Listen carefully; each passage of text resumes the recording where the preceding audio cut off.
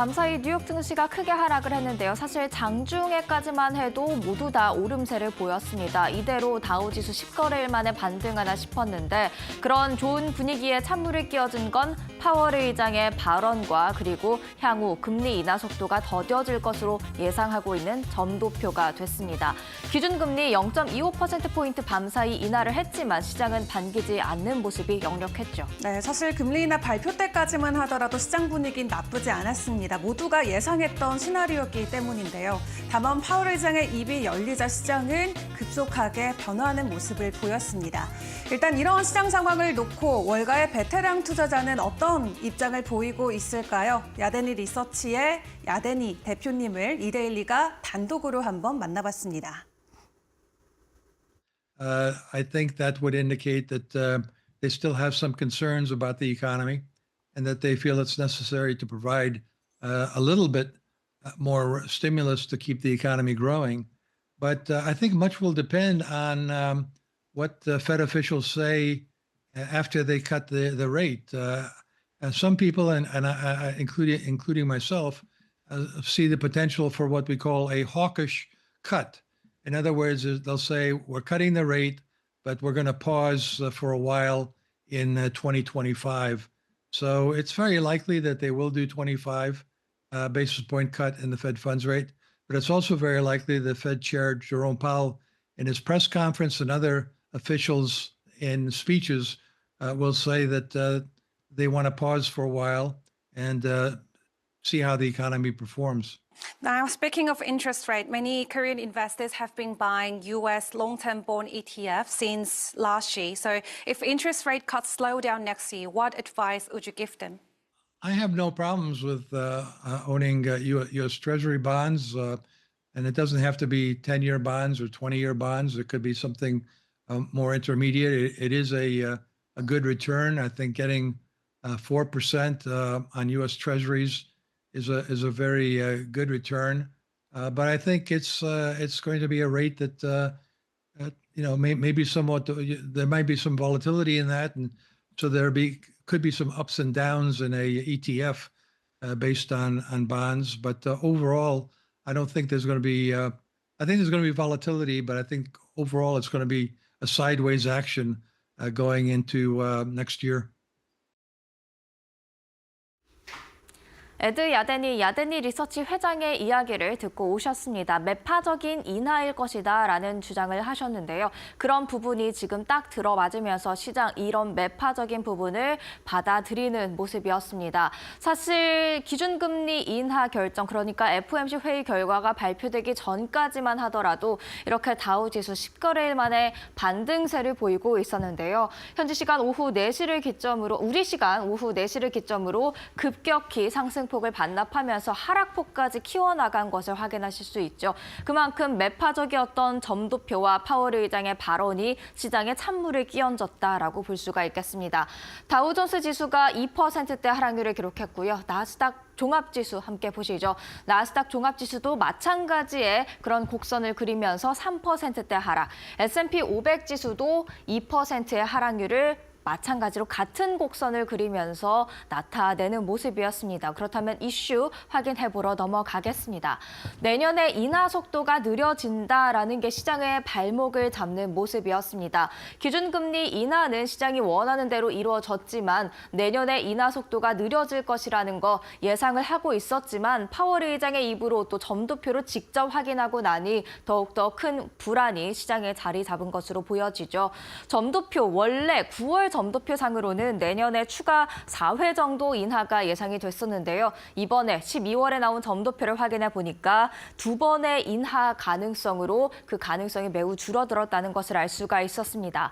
그리고 2026년 내후년에 추가적으로 2회, 그리고 2027년에 추가적으로 1회의 금리 인하가 이어지면서 2027년 말 예상 금리가 3.25% 상단 기준으로 나타날 것으로 예상이 되는데요. 사실 이 수준 내년 여름쯤이면 도달하지 않을까 기대했던 기준금리 수준이기 때문에 시장은 빠르게 선반영했던 것들을 되돌리는 그런 모습들이었습니다. 그리고 이번에도 만장일치의 금리 인하가 아니었습니다. 매파적인 인하라고 또 생각할 수 있는 부분이죠.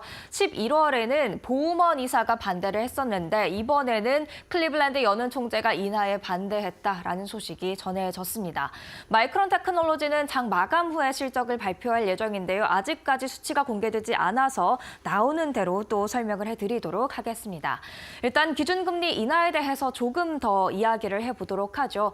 기준금리 4.25에서 4.5%로 이렇게 한 단계 더 내려오는 모습이었습니다. 밤사이에 0.25%포인트 인하가 됐고요. 그리고 여기 보시는 그림은 점도표가 되겠습니다. 매드토크에서도 계속해서 설명을 해드렸듯이 하나의 점이 한 연준위원회 그해 말 예상 기준 금리를 의미하게 되는데요. 보시면 이게 지금 2024년이고요. 2025년, 2026년, 2027년 말에 예상되는 기준 금리 수준을 점으로 표시한 것이라고 볼 수가 있겠습니다. 내년에는 이렇게 더 내려올 것으로 예상됐던 기준 금리 인하가 지금 많은 연준 위원들이 4번이 아닌 단 2번의 인하만을 가장 유력하다고 보고 있다라는 그런 점도표를 확인할 수가 있는데요. 내년에 인하 속도가 더 더뎌질 것이다라는 불안감에 지금 시장이 크게 흔들리는 모습 확인할 수가 있었죠.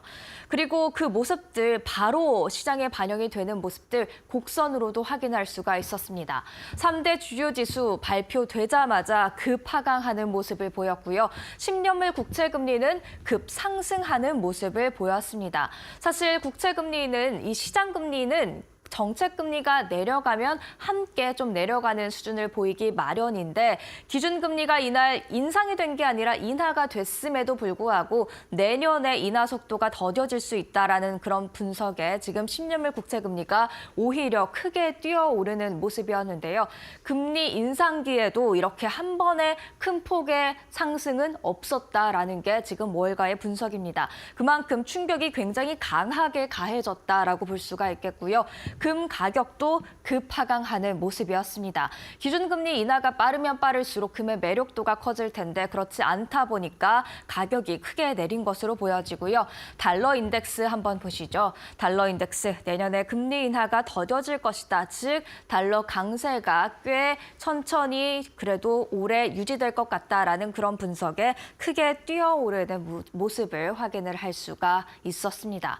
그렇다면 이렇게 급하강한 가운데 히트맵을 통해서 수요일장의 전체적인 분위기는 어땠는지 한번 확인을 해보겠습니다. 줄줄이 하락했던 엔비디아와 보험주만 오르는 모습이었죠. 사실 엔비디아와 그리고 보험주도 지금 초록불을 띠고 있습니다만 장중에는 더 강한 상승세를 보였는데 파월 의장의 발언에 빠르게 상승폭을 반납하면서 엔비디아는 1%도 안 되는 상승률 그리고 헬스케어에 포함되어 있는 보험주도 상승폭을 일부 반납하는 모습이었습니다.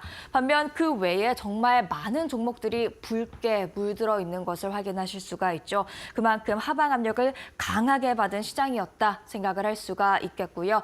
빅테크 이슈 바로 이어서 확인해 보겠습니다. 일단 애플입니다. 다이와가 아웃퍼폼 의견 제시했고요. 목표 주가 $275로 제시했습니다. AI를 긍정적으로 바라보는 모습이었고요. 엔비디아 사실 장중에는 4% 이상 크게 뛰어오르면서 조정 국면에서 나오는 모습이었지만 그 상승폭 줄이면서 다시 조정 국면에 머물러 있는 것들 확인할 수가 있었습니다. 파이퍼 샌들러는 계속해서 내년의 톱픽으로 꼽고 있고요. 메타는 내년 광고 매출이 50%가 인스타에서 나올 것이다라는 그런 의견을 받아들었습니다. 그렇기 때문에 인스타에서 특히 동영상, 릴스의 매출이 어떻게 나오는지 눈여겨보시면서 주가 추이 함께 살펴보셔야 될 것 같습니다. 이어서 테슬라입니다. 베어드가 2025년에 앞서 조정 때 매수해야 한다, 아웃퍼폼 할 것이다 라는 의견 이날 또 제시했는데요. 최근 들어 테슬라에 대한 긍정적인 의견은 계속해서 나오고 있죠. 조정 때 매수해야 한다, 오늘장 같은 그런 흐름이 아닐까 싶은데요. M7 종가 확인해보러 가겠습니다. 애플입니다. 2% 10%대의 하락률을 기록했는데 주요 지수와 마찬가지의 흐름이죠. 장중에는 그래도 오름세를 보였다가 빠르게 상승폭 반납하면서 하락폭까지 키우는 모습들이었고요. 다른 M7 종목들의 흐름도 대체로 비슷할 것으로 예상됩니다. 마이크로소프트 3.76% 하락했고요. 엔비디아 이어서 확인해 보시죠. 오르긴 했습니다만 하락으로 마감을 했네요. 1.14% 하락하는 모습이었습니다. 이어서 아마존 4.6% 하락했고요. 알파벳 클래스 C 주식도 3.54%, 메타와 테슬라도 하락을 했는데 메타는 3.6%가량, 그리고 테슬라 함께 보시죠. 테슬라는 무려 8% 이상의 급락세를 나타내는 모습이었습니다.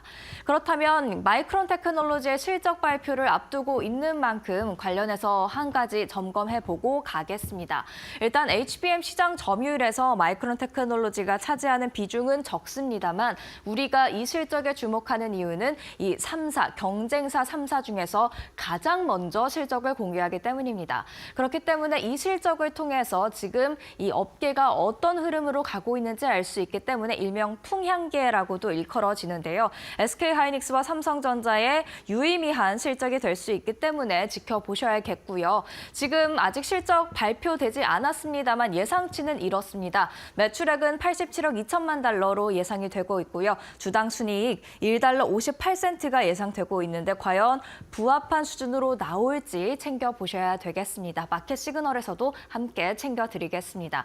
그렇다면 마이크론 테크놀로지 지금 어떤 흐름을 보이고 있을까요? 일단 마이크론 테크놀로지 4.3%의 하락률로 정규 거래 마무리가 됐는데요. 지금 조금 전에 실적이 공개됐다고 합니다. 그리고 실적이 예상보다 안 좋게 나왔다고 하는데요. 이 소식에 지금 시간을 거래해서 바로 반응이 나오고 있죠. 무려 10%대의 급락세가 나타나고 있습니다. 정확히 어떤 수치로 공개가 됐고 또 어떤 이야기들이 나오고 있는지 잠시 후에 잘 정리해서 전달을 해드리도록 하겠습니다.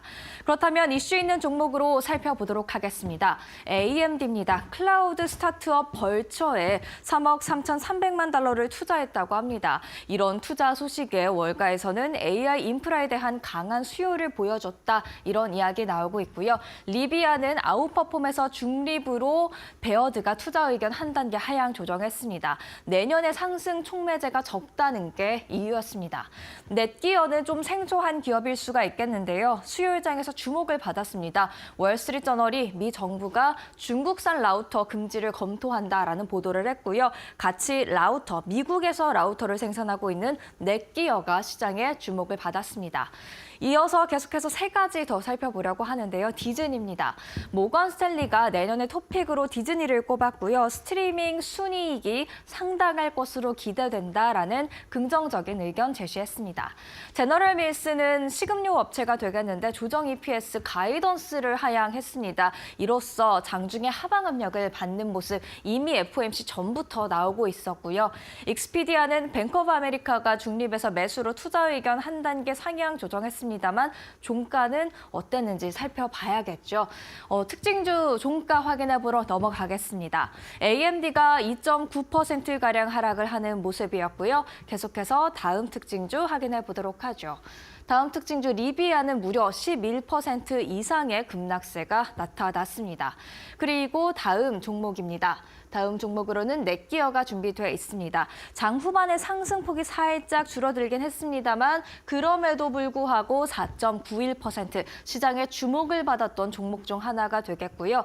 이어서 다음 종목 디즈니가 되겠습니다. 디즈니 1.48% 내림세를 보였고요. 제너럴 밀스죠. 제너럴 밀스 3%대 하락률. 마지막으로 익스피디아까지 확인해 보시죠.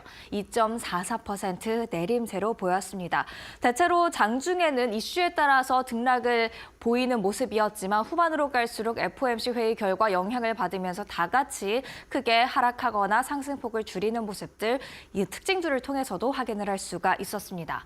이어서 국채금리 확인을 해봐야겠죠. 크게 튀어오르는 모습이었는데요.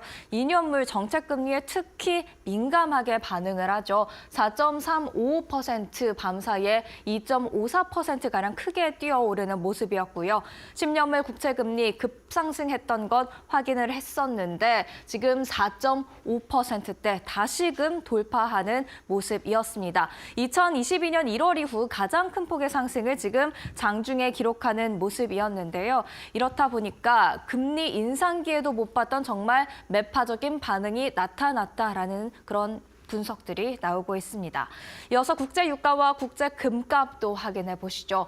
WTI 일단 반응이 크지는 않습니다. 0.22% 내림세를 보이고 있고요. 국제 금값은 어떻게 움직이고 있을까요? 무려 2%대 하락률을 나타내면서 온스당 2,600달러 선 초반까지 급격히 내려오는 모습이었습니다. 이렇게 FOMC 회의 결과에 따라서 반응했던 뉴욕 증시 목요일장을 살펴봤는데요. 또 나왔던 놓쳐선 안 될 이슈들 그리고 조금 있다가 마이크론의 실적까지 마켓 시그널과 함께 확인해 보시죠.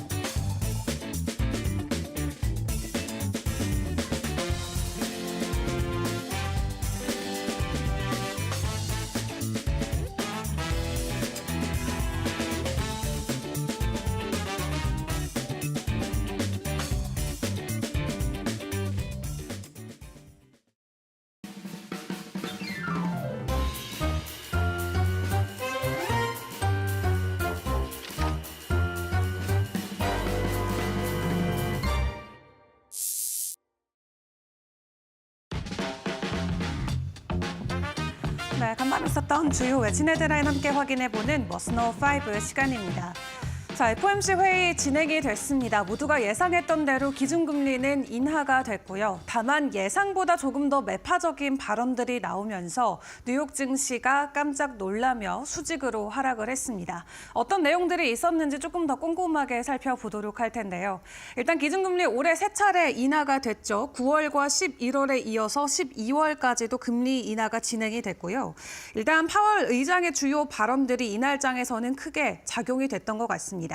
연방공개시장위원회 개최 이후 가진 기자회견에서 금리 인하 결정 배경에 관한 질문과 관련해서 고용 극대화와 물가 안정이라는 연준의 두 목표 달성을 촉진하기 위해서 최선의 결정이었다라고 이야기를 전했고요. 그리고 인플레이션이 둔화를 멈추고 정체하는 것 아니냐라는 우려와 관련해선 전반적으로 둔화 추세에 있다라고 판단을 했습니다. 또 파월 의장은 이날 금리 인하가 closer call, 가까스로 결정이 됐다면서 앞으로는 금리 인하에 대해 신중하게 접근할 것이라고 전했는데요. 연준의 내년 이후의 금리 경로를 예상한 전도표를 확인을 해보면 위원들은 내년 중에 두 차례 추가 인하를 전망하기도 했습니다.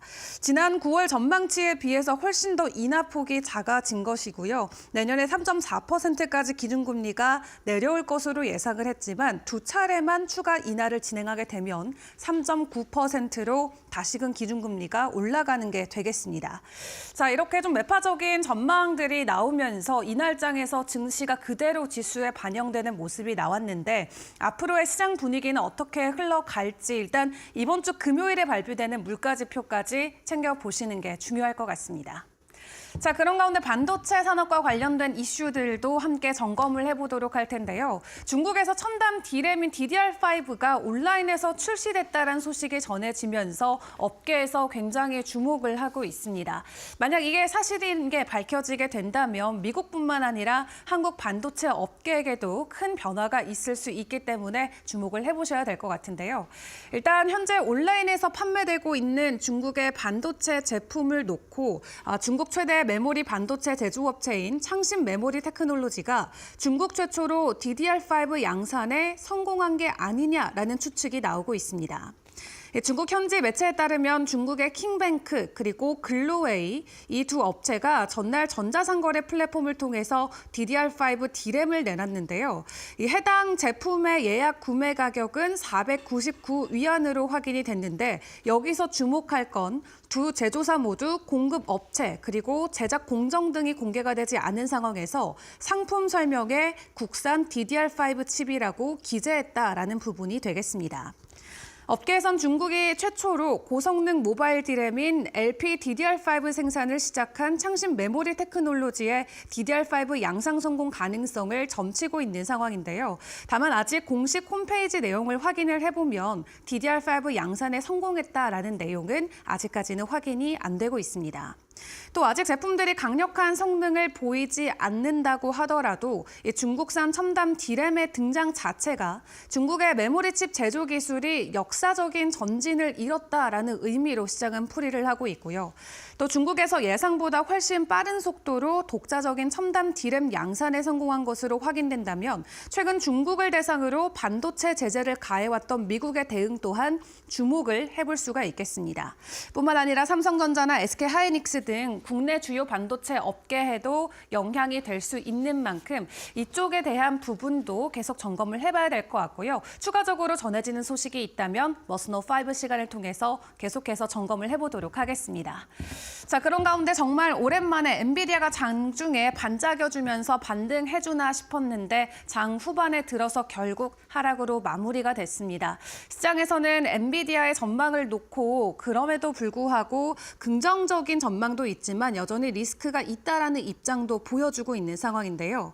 일단 최근 있었던 엔비디아의 주가 하락은 구글이나 메타, 애플과 같은 빅테크가 다른 반도체 업체와 손을 잡고 자체 AI 칩 개발에 나섰다라는 부분이 부정적인 이슈로 작용이 됐었습니다.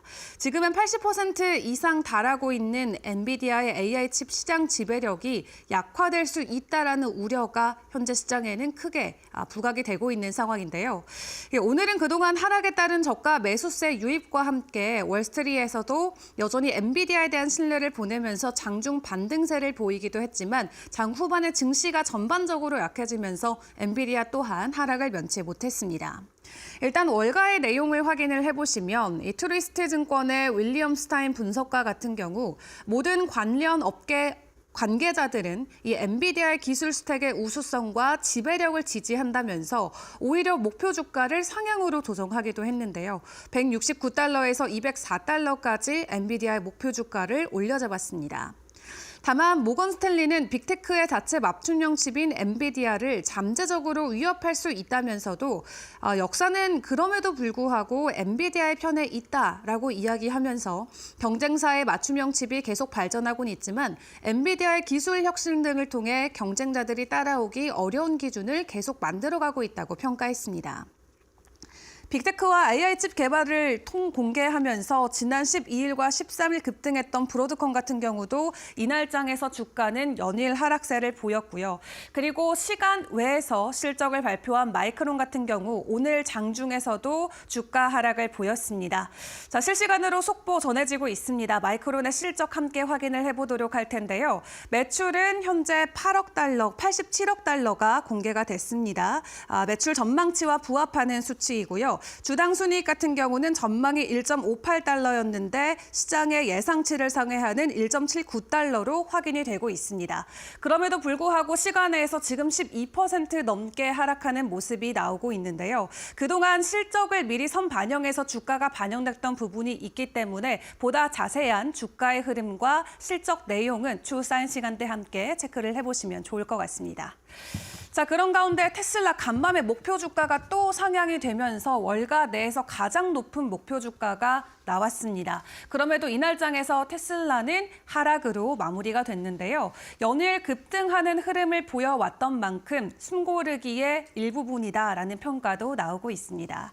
일단 기존의 최고 목표치는 웨드부시에서 전망했던 515달러였습니다. 다만 내년에 강세장이 이어지면 650달러까지도 오를 수 있다는 코멘트를 내놨지만 이 본격적인 목표 주가는 515달러로 확인을 해볼 수가 있겠는데요. 근데 간밤 다만 CFRA 리서치의 목표 주가를 확인을 해보시면 기존 450달러에서 560달러까지 상향 조정하며 웨드부시의 목표가인 515달러를 크게 웃도는 전망치를 내놨습니다. 이번 상향 조정 이유로는 규제 크레딧 수익 증가와 단위 비용 감소를 꼽고 있고요. 또 전기차 세액 공제가 중단될 가능성이 높아졌기 때문에 경쟁사에 불리하게 작용되고 테슬라에게는 크레딧 수익 증가로 이어질 수 있다라는 코멘트를 함께 내놨습니다.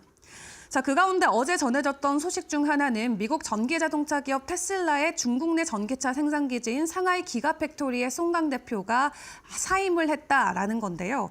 2014년부터 테슬라의 몸을 담아왔던 송 대표의 사임 이유가 구체적으로 알려지진 않았지만 일단 상하이 공장 확장 계획이 보류된 상태에서 해당 소식이 전해졌고 중국 현지 매체들의 내용을 확인을 해보면 송 대표가 이 기가팩토리에서 사임을 하고 중국의 신생 자동차 기업에 합류할 예정이라는 전언도 나오기도 했습니다. 일단 테슬라는 상하이에 미국 외 지역에 첫 공장을 세워서 2019년부터 가동에 본격적으로 들어간 바 있었죠. 이 생산량만 놓고 봤을 때는 테슬라에서 가장 큰 공장으로 꼽히고 있고 보통 이곳에서 생산되는 전기차는 유럽이나 동남아시아로 수출이 되고 있는데요. 그 안에서 이 인사적인 부분의 변화가 앞으로 테슬라에게는 또 어떤 변동성으로 이어질지 시장 상황 같이 점검을 해보시죠. 마지막으로 암호화폐 상황도 체크를 해보도록 할 텐데요. 비트코인이 3일 연속 사상 최고가 랠리를 펼쳤지만 이날장에서는 뉴욕 증시와 함께 하락으로 마무리가 됐습니다. 현재 시각 기준으로 전일 대비는 4.7% 약간은 강하게 가격 출렁임이 나오면서 10만 1,000달러 선을 지나가고 있는데요. 다만 뉴욕 증시 마감 이후에는 다시 반등하는 모습을 보여주곤 있습니다. 비트코인의 가격 출렁임도 이날장에 있었던 파월 의장의 발언의 영향 때문으로 풀이를 해볼 수가 있겠는데 연준이 준비금과 관련된 코멘트를 놓고 내부적으로 자체적으로 추가 변화를 줄 계획은 없다라고 일단은 선을 긋는 멘트가 나왔습니다. 해당 이슈와 함께 비트코인의 가격 움직임이 나왔지만 직후에 다시 반등을 해주고 있는 만큼 중요 지지 라인들을 잘 지켜주면서 올해 말까지 추가 급등 흐름이 이어질지 같이 챙겨보시죠. 지금까지 머스노우 5 시간이었습니다.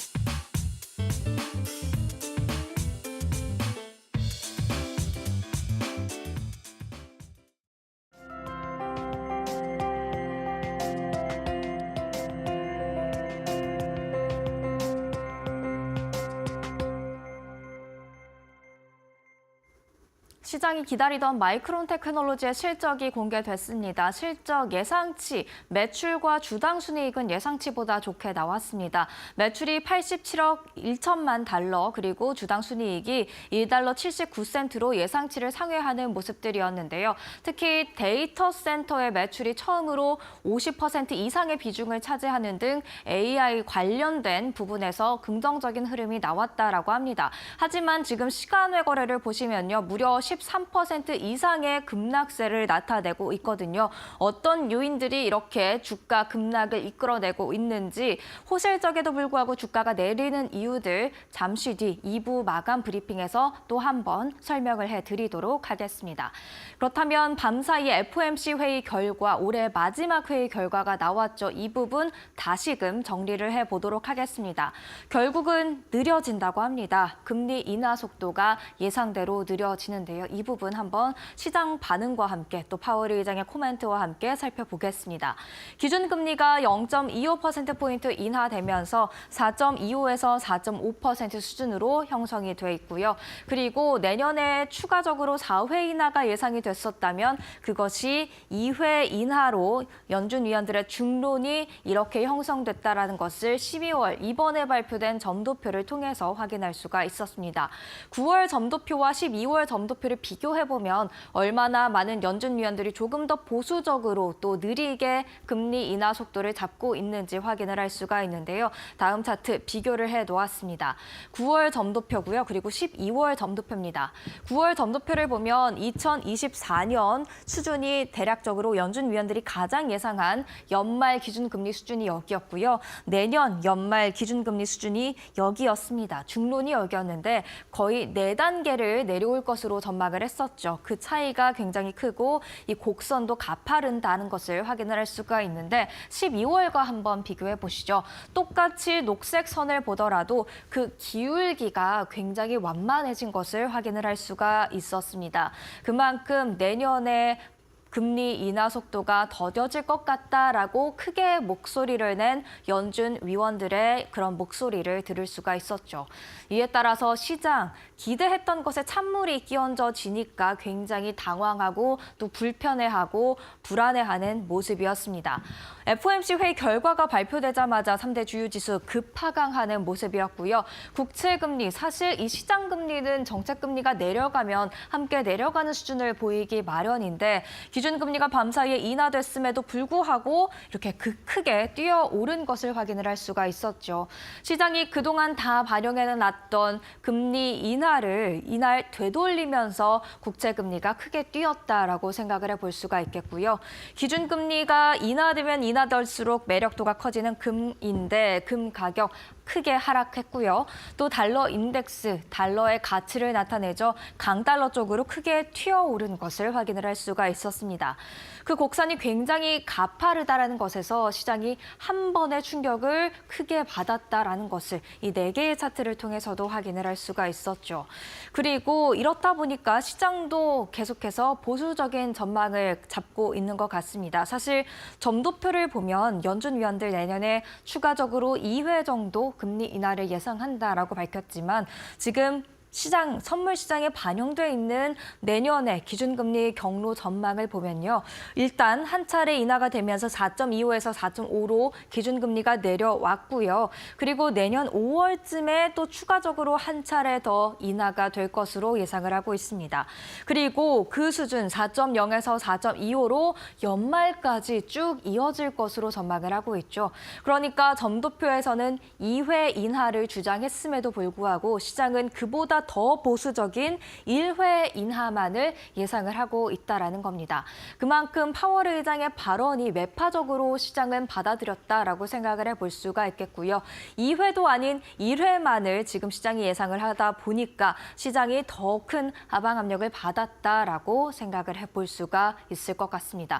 그렇다면 제롬 파월 미 연준 의장이 얼마나 매파적으로 이야기를 했길래 시장이 이렇게 급하강했는지 살펴보도록 하겠습니다. 일단 지금부터 신중히 접근할 것이다라는 게 헤드라인이다라고 생각을 해볼 수가 있을 것 같은데요. 경제에 대해서는 경제는 강하고 노동시장은 양호하다라고 평가를 했고요. 소비 지출도 강하게 유지되고 있고 장비 투자도 강화됐다. 기업들의 투자가 활발히 이루어졌다라고 이야기를 했습니다.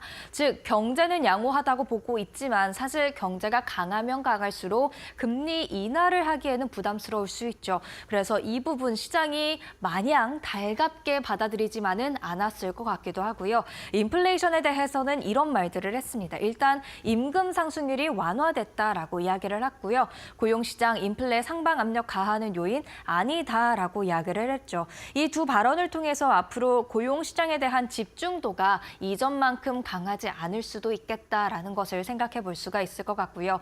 인플레이션이 다시 궤도로 올라 올라왔다라고 이야기를 했습니다. 사실 이 부분은 좀 아이러니한 부분이 있었던 게 최근에 확인했던 CPI도 그렇고 다시금 조금씩 올라가는 모습들을 나타내고 있었기 때문입니다.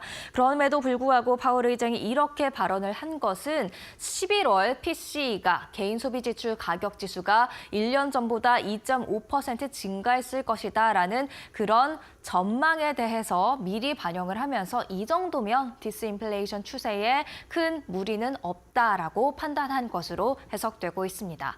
그리고 기준금리에 대해서는 또 어떤 코멘트를 줬을까요? 살펴보시죠.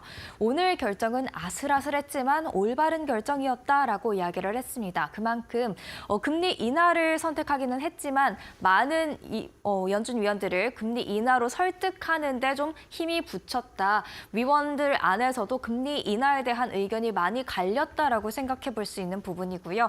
향후 더 신중할 것이다라는 이야기들, 높은 인플레에 따라서 위원들의 내년 정책금리 전망치가 높다라는 것들도 이야기를 했습니다. 디스인플레이션 추세에 있긴 하지만 그 속도가 느려서 여전히 인플레이션이 만족할 만한 수준은 아니다라고 평가했다는 것을 확인할 수가 있죠.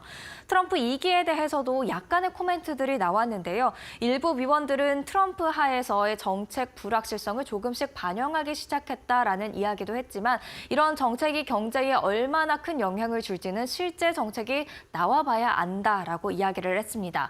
그래서 이제 중요해지는 것은 트럼프 취임 날 1월 20일이 되겠고요. 그 이후에 1월에 또 FOMC 회의가 열리게 되는데요. 그 1월 FOMC 회의에서는 아마 그동안 빠르게 나오는 정책들을 소화하는 시간, 또 경제에 어떤 영향을 미칠까 분석하는 시간이 되지 않을까 싶습니다. 일단 골드만삭스 경제학자는 관세가 내년 근원 인플레이션을 0.3%포인트 끌어올릴 것 같다라는 이야기를 했는데요. 이 부분은 지금 연준이 조금은 우려하는 부분이 될 수가 있겠고요. 파월 의장, 기준금리가 낮았던 2018년과는 상황이 다르다라고 했는데 2018년에도 트럼프 당시 대통령이 굉장히 많은 관세를 부과했었죠. 하지만 그때와는 지금의 기준금리 상황 자체가 다르기 때문에 이걸 그대로 차육해서 평가할 수는 없을 것이다. 불확실성이 좀 있다라고 보고 있다라는 것을 알 수가 있을 것 같습니다. 그래서 오늘의 사이드는 이렇게 정리를 해보도록 하겠습니다. 느림의 미학이라는 게 원래 잘 알려져 있는 말인데요. 이번에는 시장에 느림의 충격으로 다가온 것 같습니다. 비스포크 인베스트먼트에 따르면 파월 의장의 이런 발언들이 시장에 오랫동안 지속되지는 않는다고 합니다. 그러니까 목요일장에서 수요일장에서 이렇게 하락을 했어도 바로 다시 반등을 할 수 있고 이번 주 안에 회복할 수 있다라는 시그널을 준 것인데요. 과연 그런 흐름들이 이번에도 동일하게 나타날지 시장 계속해서 함께 지켜보시죠. 사인이었습니다.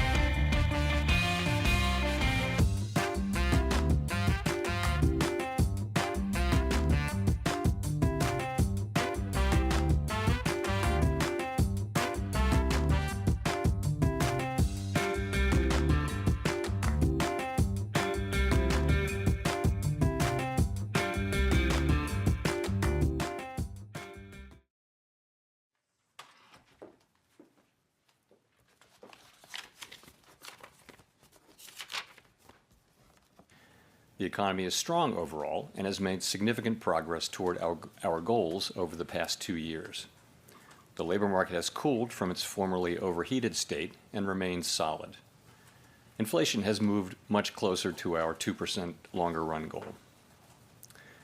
We're committed to maintaining our economy's strength by supporting maximum employment and returning inflation to our 2% goal. To that end today, the Federal Open Market Committee decided to take another step in reducing the degree of policy restraint by lowering our policy interest rate by a 1/4 percentage point. So that's what we mean by that. We're not trying to make decisions about the longer run. We are 2025. So I would say today was a closer call, but we decided it was the right call because we thought it was the best decision to foster achievement of both of our goals, maximum employment and price stability. We see the risks as two-sided, moving too slowly and needlessly undermine economic activity in the labor market, or move too quickly and needlessly undermine our progress on inflation. So we're trying to steer between those two risks. And on balance, we decided to go ahead with a further cut, and I'll give you some details on why. The outlook is pretty bright for our economy.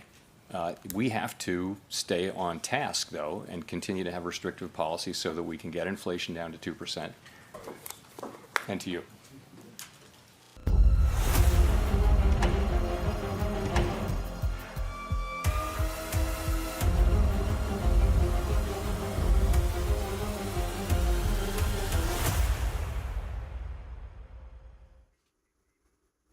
안녕하세요. 메디터고 신섭입니다. 오늘의 주제는 2024년도 마지막 FOMC 베이비컷 만장일치 실패 클리블랜드 연준 총재 베스 해맥 반대표입니다.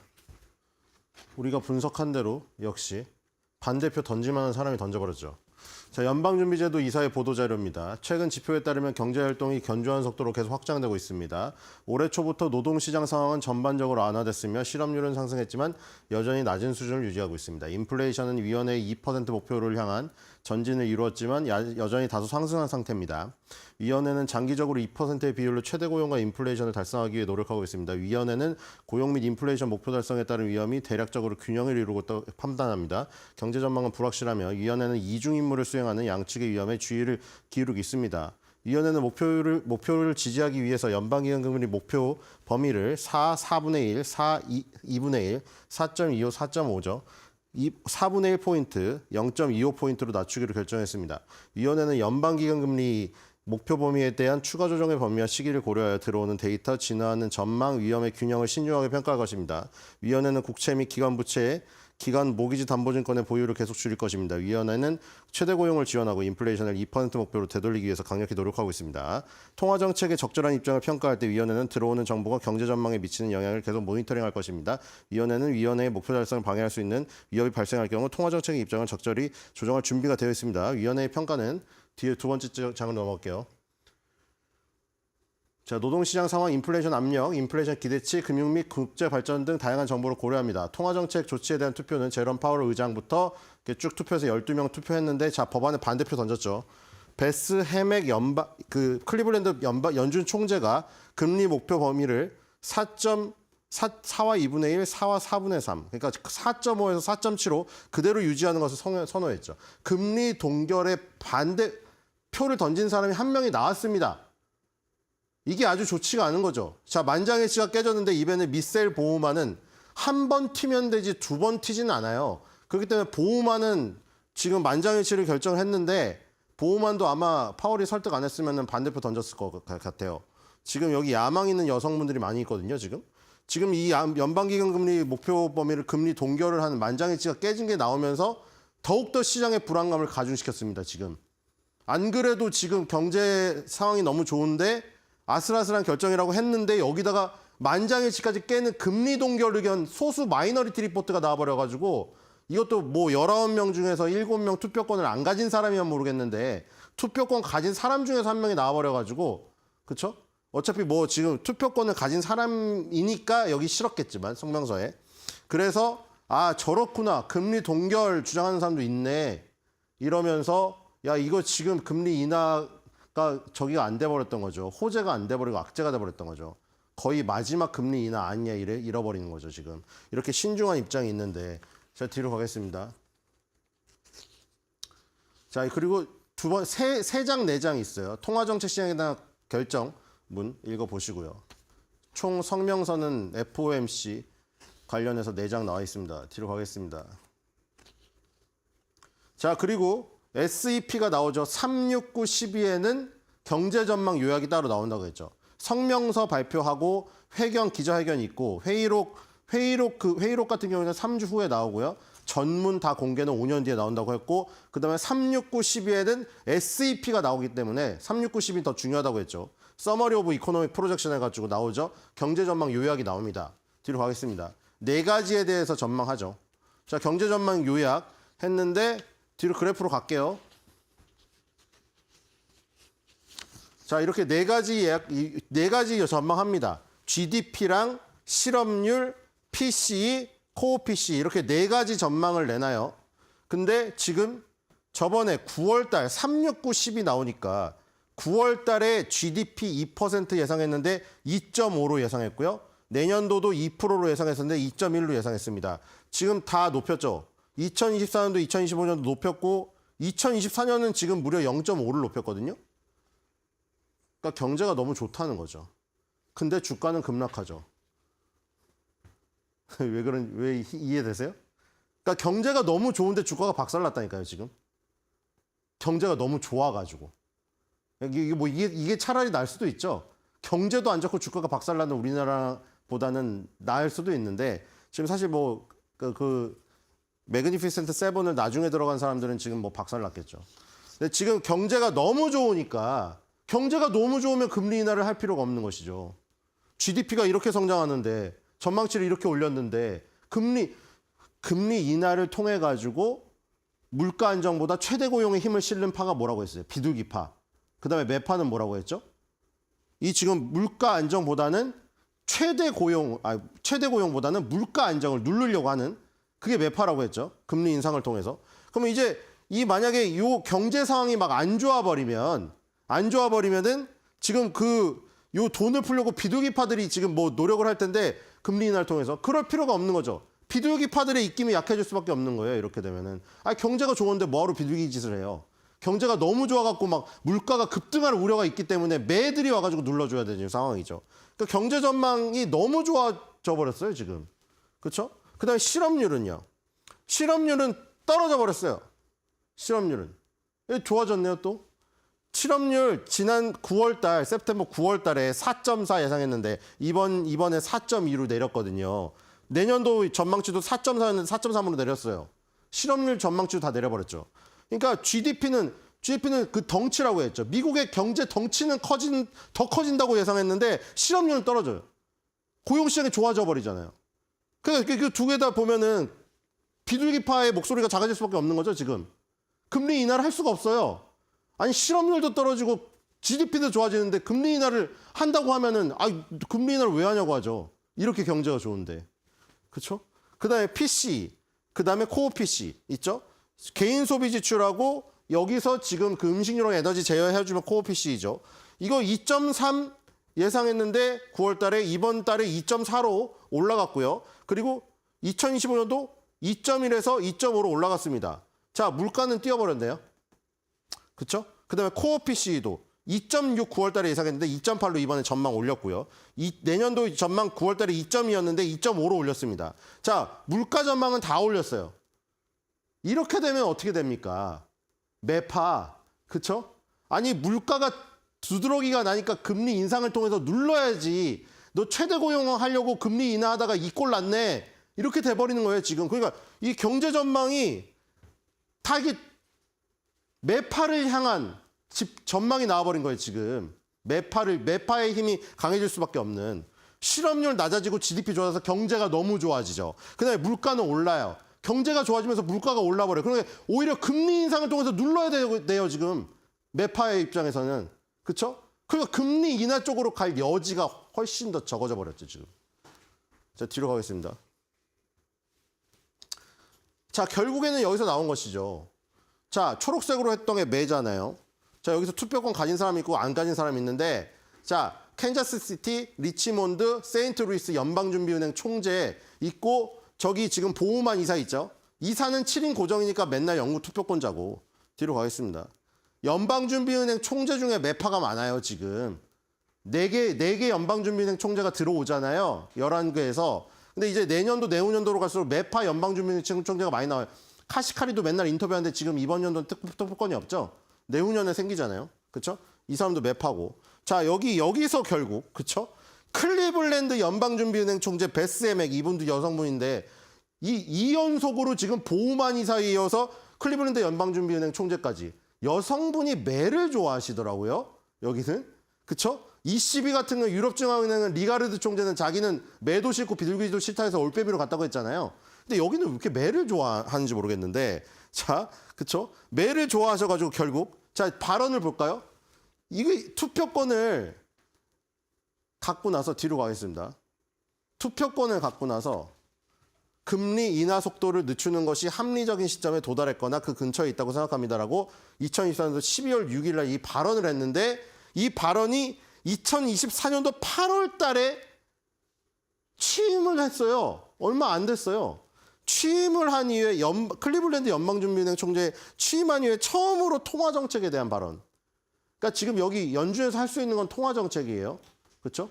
돈 풀고 금리 내리고 뭐 이런 거, 재정정책 세금 깎아주고 이런 건 미국 정부 재무부에서 해야 될 일이고 통화정책에 대해서 처음으로 이 발언을 했는데 자, 이 발언 뭐 이게 빅데이터가 없잖아요, 이분은. 근데 이분이 빅데이터가 없는 가운데서 이제 표본은 이제 별로 없지만 뭐 비둘기적인 발언 또 할 수도 있겠죠. 근데 지금 이런 발언을 처음으로 했기 때문에 매파로 분류가 됐단 말이에요. 이미 여기서 금리 인하 속도를 늦추는 것이 이제 합리적이고 금리 인하를 더 이상 하지 않았으면 좋겠다라고 이 얘기를 해버렸기 때문에 매파였단 말이에요. 결국에 반기를 들었습니다. 그렇죠? 지금 12표 중에 11표는 베이비컷을 치고 한 표, 이 클리블랜드 연준 총재 해맥, 이 한 표만 금리 동결을 외치는. 그럼 이제 만장일치가 또 깨졌잖아요, 지금. 그러니까 물론 미셸 보우만은 영구 투표권이 있고 뭐 부의장 뭐 이런 거 약간 트럼프한테 공화당 출신이니까 뭔가 야망이 있어서 그렇다고 했지만 이 지금 클리블랜드 연준 총재는 처음 들어왔는데 이런 매파적인 발언을 해버렸다는 것은 다음 이제 연방준비은행 총재들이 1년 동안 1년마다 순환식으로 들어올 때 또 이런 매파들이 섞여서 들어오는 상황이 2025, 2026년 더 많은 것으로 나왔었죠. 뒤로 가보겠습니다. 그러니까 앞으로는 더 이제 힘들어진다는 거죠.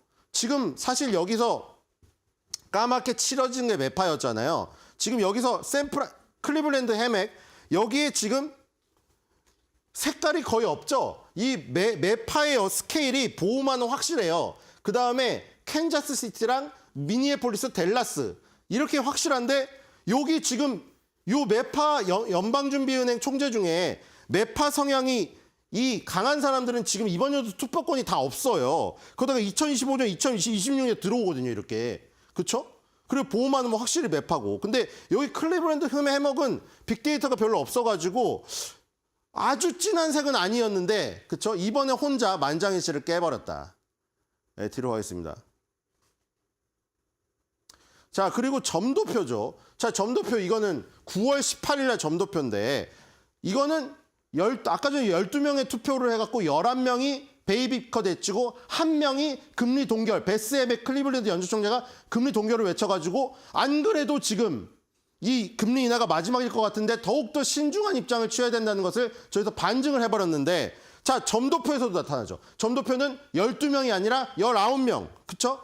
FOMC 회의에 참가하는 전 19명, 투표권 가진 12명의 투표권이 없는 7명의 의견까지 모두 포함하여 이건 익명입니다. 익명. 저거는 반대한 사람이 아예 이름이 박혀버리죠. 베스 해맥이 반대했다고 이름이 성명서에 마지막에 박혀버리는데 이거는 몰라요. 이 누가 어디 점인지 몰라요. 근데 19개 점이 찍힙니다. 이 아까 전에 경제전망 요약서 마지막 부분에 이게 실려 있어요. 패드워치에 나온 거는 또 다른 패드워치는 중간값을 색칠해가지고 따로 나와요. 근데 어차피 중간값이야. 이거 중간 그으면 되는 거고. 근데 가장 많은 숫자 있는 게 어디예요, 여기? 하나, 둘, 셋, 넷, 다 여섯 개씩 이 12개가 모여있는 게 3에서 3.5잖아요. 9월 달에 3에서 3.5를 지금 예측한 사람이 12명이었거든요. 자, 어떻게 바뀌었나 볼까요? 이게 다 위로 전반 상향했습니다. 자, 일단 패드워치에서 볼 수 있는 거. 패드워치에서 지금 바뀌지 않았거든요. 패드워치 들어갔는데 지금 바뀌지 않았어요. 저번에 나온 건데 여기도 보면 지금 여기 있죠. 여기 지금 중간값을 칠해놨어요. 이건 금리 선물 빨간 값이라고 했어요. 이거는 이걸 빼고 나머지가 19개예요. 이게 지금 뭉쳐져서 지금 그 점이 선으로 보이는 건데 이 파란색이 그 중간값입니다. 그러니까 여기 한 3에서 3.5, 3.25에서 3.5 사이에 있죠. 이게 2025년도 예상치가. 자, 뒤로 가겠습니다. 자, 다시 경제전망 요약서에 돌아가가지고 자, 봐봐요. 숫자 보세요. 어떻게 바뀌었죠? 아까 전에 어디 있었어요? 여기 12개 여기 있었죠. 아까. 여기 3에서 3.5에 12개 모여 있었죠. 12명. 지금 어디로 갔어요? 여기? 하나, 둘, 셋, 넷, 다섯, 여섯, 일곱, 여덟, 아홉, 열. 지금 10개가 여기 모였어요. 여기 어디예요, 지금? 어디죠? 이게 하나당 0.25거든요. 베이비 컷이라고 하는 게 0.25씩. 아까 그 FOMC 성명서에는 4분의 1, 2분의 1로 나와서 우리 막 산수하고 이제 수학 수포자들은 4분의 1 나오면 헷갈려 이게. 0.25로 좀 해주지. 4분의 1로 해가지고. 4분의 1이 이게 4개잖아요. 하나, 수학을 하고 있네. 하나, 둘, 셋, 넷, 4칸이잖아요. 그러니까 4분의 1은 0.25일 거 아니에요. 이게 1이니까, 그쵸? 3에서 4이면 1이잖아요. 1을 4분의 1로, 4분의 1 조각을 내면 하나가 0.25잖아요. 그러니까 여기 3.5니까 0.25면 3.75잖아요. 이게 3.75에서 4가 지금 10명이 된 거죠. 아까 10명이었나요? 하나, 둘, 셋, 넷, 다섯? 예, 10명. 3.75에서 4가 10명이 됐어요. 아까 어디였죠? 여기 지금 밑에 여기 두 개에 3에서 3.5 사이에 12개가 있었잖아요. 누군지 모르지만. 그러니까 이게 확 올라간 거죠. 내년도 예측치가. 그러니까 이게 올라갔다는 얘기는 뭐예요? 그 패드워치에서는 이제 중간값을 그려가지고 중간값 아까 하늘색이 라인이 올라가겠죠. 금리를 지금 인하하는 시점인데 금리를 인하하는 이 라인 자체가 전체 라인이 상향돼 버렸어요.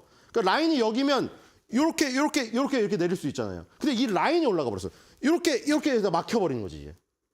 그러니까 지금 여기가 다 올라가 버린 거고, 거기다가 아까 전에 보면 알겠지만, 이 4.5, 여기 도달된 사람 아예 없었거든요. 지금 이 한 명이, 이 누군가가 익명인데, 여기 4.5에도 한 명 찍혔어요, 지금 여기. 4.5. 지금 4.5잖아요. 그쵸? 지금 수준이. 그러니까 내년도에 그냥 금리 동결로 끝난다는 사람도 한 명이 생겼다니까, 여기. 그러니까 지금 전반적으로 지금 금리 인하를 이번에는 했지만 파월에 아슬아슬하게 했다는 발언에다가 아까 클리블랜드 연준 총재 베스햄에게 반대표 금리 동결에다가 거기다가 점도표에서 전체적인 그 상향되는 지금 이 수준 이 세 가지를 다 합쳐보면 거기다가 아까 그 성장 전망 경제 전망 요약에 경제가 지금 너무 좋아요. 그러니까 그 주가가 급락한 거예요. 더 이상 금리 인하 기대감이 없어져 버렸거든요, 지금. 그러니까 저렇게 보시면 될 것 같고 앞으로도 369, 10이 중요하게 보시면 될 것 같고 매파랑 비둘기파의 어떤 구성 거기에 따라서 우리가 미리 예측해 볼 수 있다. 누구나 파월이 될 수 있고 누구나 FOMC 회의에 참가하는 일원이 될 수 있다. 이렇게 보시면 될 것 같습니다. 한 줄 매듭평입니다. 매가 날아든다. 달콤한 비둘기 가고 매콤한 매가 날아든다.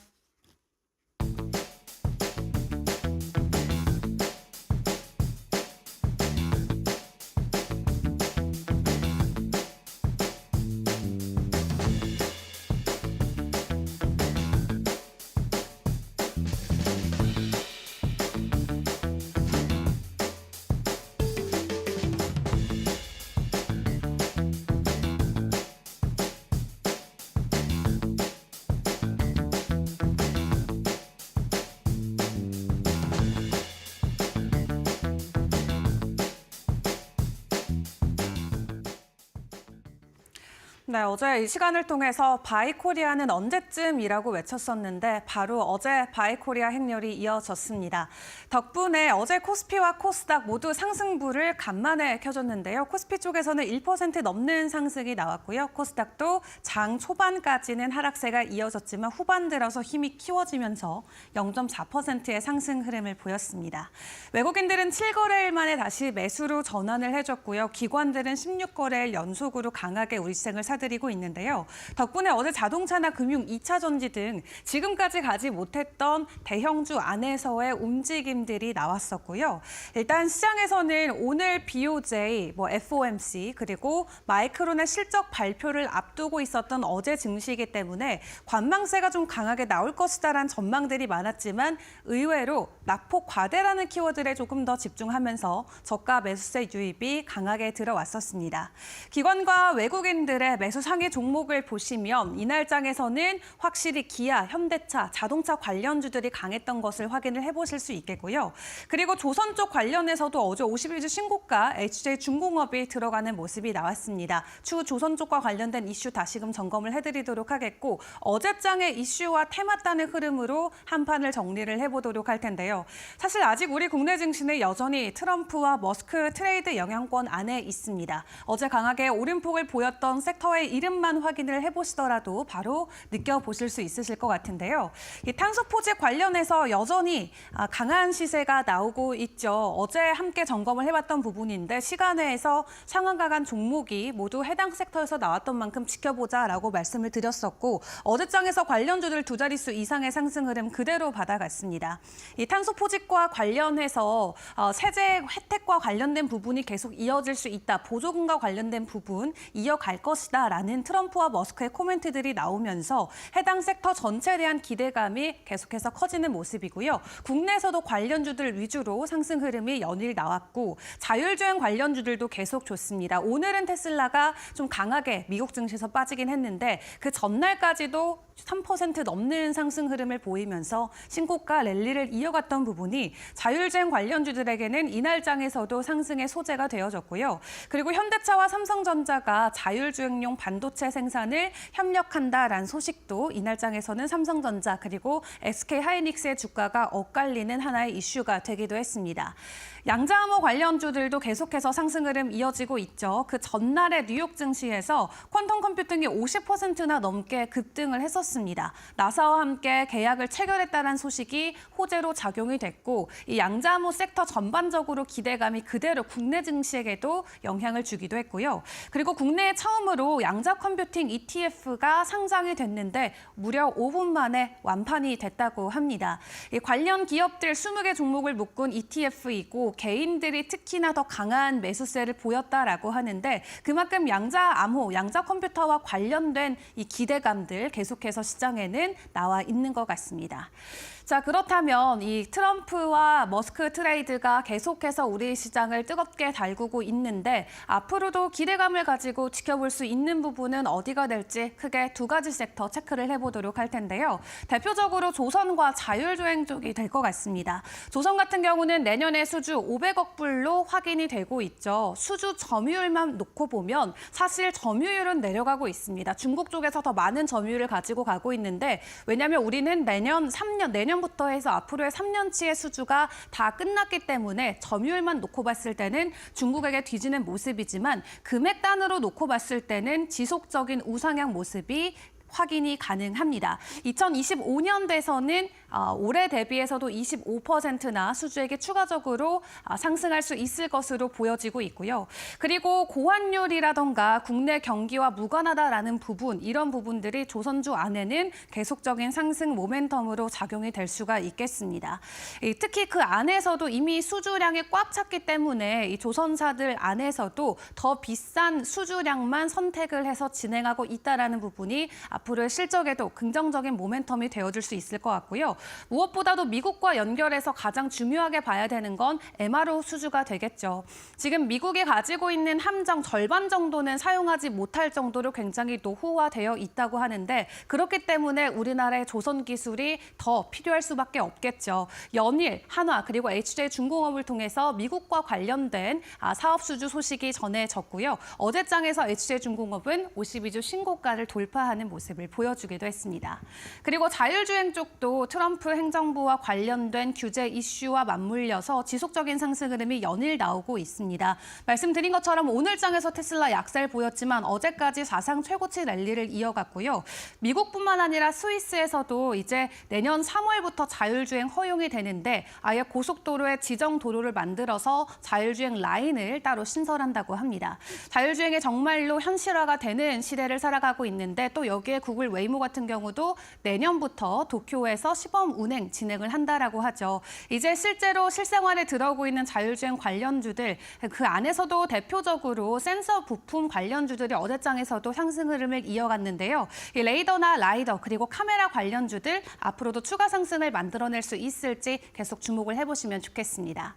이외 글로벌 이슈들과 일정들도 체크를 해보도록 할 텐데요. FOMC 회의 진행이 됐죠. 모두가 예상했던 대로 기준금리 인하했습니다. 다만 중요한 건 내년의 인하가 기존 기존 4회에서 2회로 줄어들었다라는 부분이 시장에는 부정적으로 평가되면서 간밤 뉴욕 증시의 3대 지수가 일제히 하락을 했고요. 또 파월의 발언을 확인을 해보시면 추가 인하 시 인플레가 진전될 수 있다라는 코멘트들을 내놨지만 사실 이 의원들의 반응은 굉장히 엇갈렸다고 합니다. 내년에 단 한 차례도 금리 인하하면 안 된다라는 의원도 있었고 내년에 5차례 인하가 필요하다라는 입장도 있었다고 한 만큼 여전히 이 의원들의 의견이 엇갈리고 있는 부분은 앞으로 나오는 물가 지표들, 인플레 지표들을 잘 확인하시면서 연준의 입장을 팔로우하시는 게 중요할 것 같고요. 그리고 오늘 우리 국내 반도체주에게 가장 중요한 이슈가 될 마이크로 실적도 체크를 해보도록 하겠습니다. 일단 AI에 대한 수요는 여전히 강한 것으로 보여지고 있습니다. 분기 최대 매출을 이번에 기록을 했습니다. 전년 동기 대비 84%나 급증을 했고요. 주당 순이익 같은 경우도 1.79달러가 나오면서 전문가들의 예상치를 상회하는 모습을 보였습니다. 무엇보다도 이 AI의 수요를 확인해 볼 수 있는 데이터 센터 향 매출 같은 경우는 전년 동기 대비 무려 400% 이상 증가하면서 드디어 마이크론 매출의 50% 이상이 AI 쪽에서 나오고 있음까지 확인이 가능했습니다. 그럼에도 시간에서 마이크론의 실적이 부정적으로 현재 거래가 되고 있는데요. 시간에서 10% 넘는 낙폭을 이어가고 있습니다. 한때 14%까지 낙폭을 키웠지만 시간이 갈수록 조금씩 낙폭을 만회해가는 모습인데요. 이렇게 시간에서 실적이 주가가 부정적인 이유로는 이러한 부분들도 체크를 해볼 수가 있겠습니다. 매출 자체는 좋았지만 영업 현금 흐름이 전 분기 대비해서 감소가 됐다라는 부분, 그리고 마이크론 CEO가 직접적으로 내놓은 코멘트인데요. 단기적으로 소비자 중심의 시장이 부진할 수 있다. 그래서 이 회계 연도 기준으로 내년 상반기까지는 괜찮지만 하반기에 매출이 조금 안 좋을 수 있다라는 부분이 부정적으로도 작용이 되기도 했고, 그리고 다음 분기에 대한 가이던스도 약하게 나왔습니다. 매출과 EPS 모두 이번 분기 대비해서도 약세로 전환될 것으로 보여지면서 일단 시간 외에서는 가이던스와 관련된 실망감이 주가에 반영이 된 것 같습니다. 자, 그리고 주요 일정, 남은 일정들도 체크를 해보도록 할 텐데요. 내일 PCE 물가 지표 발표가 됩니다. 오늘 연준 안에서 기준금리 인하가 나왔지만 의원들의 의견이 크게 엇갈리는 모습이 나오면서 앞으로에 나오는 지표들을 꼼꼼하게 체크를 해보자 말씀을 드렸는데요. 당장 내일 발표되는 PCE 물가 지표 같이 확인을 해보시면서 앞으로의 시장 방향성 점검해보시면 좋겠습니다.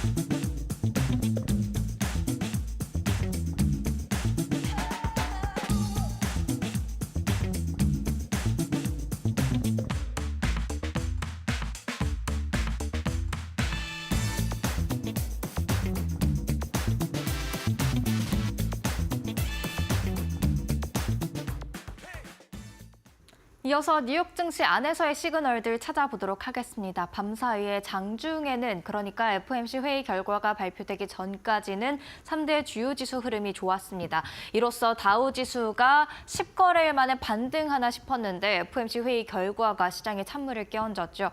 다우 지수 무려 1,100포인트가량 하락하면서 2.58%의 큰 하락률을 기록했고요. 나스닥 지수는 무려 3.56% 더 크게 빠졌습니다. S&P 500 지수도 2.95% 하락하면서 6,000선 아래로 내려오는 모습들이었죠. 내년에 기준금리 인하 속도가 기대했던 것보다 더 느려진다라는 그런 소식들이 시장에 크게 하방 압력을 작용하는 모습이었고요. 빅테크도 다 하락을 하는 모습이었는데 특히 테슬라가 8.28% 하락세를 보였습니다. 장중에 오르면서 간만에 반등을 보였던 엔비디아도 1%대 하락으로 거래를 마치는 모습이었죠. 12월 FOMC가 찬물을 끼얹었는데 일단 밤사이 기준금리가 인하되긴 했습니다만 이 부분보다는 내년에 기준금리 인하 속도가 더뎌질 것이다라는 점도표에 시장은 더욱더 주목을 하는 모습이었고요. 게다가 이번에도 만장일치 인하가 아니었습니다. 11월에는 보우먼 이사가 반대를 했었는데 이번에는 클리블랜드 연은 총재가 인하에 반대하는 모습이었죠. 점도표 점도표와 이런 인하 반대 이야기들은 모두 다 연준이 좀 매파적으로 기울고 있다라는 그런 시그널을 시장에 던져줬고요. 시장이 급 반응한 것으로 보여집니다.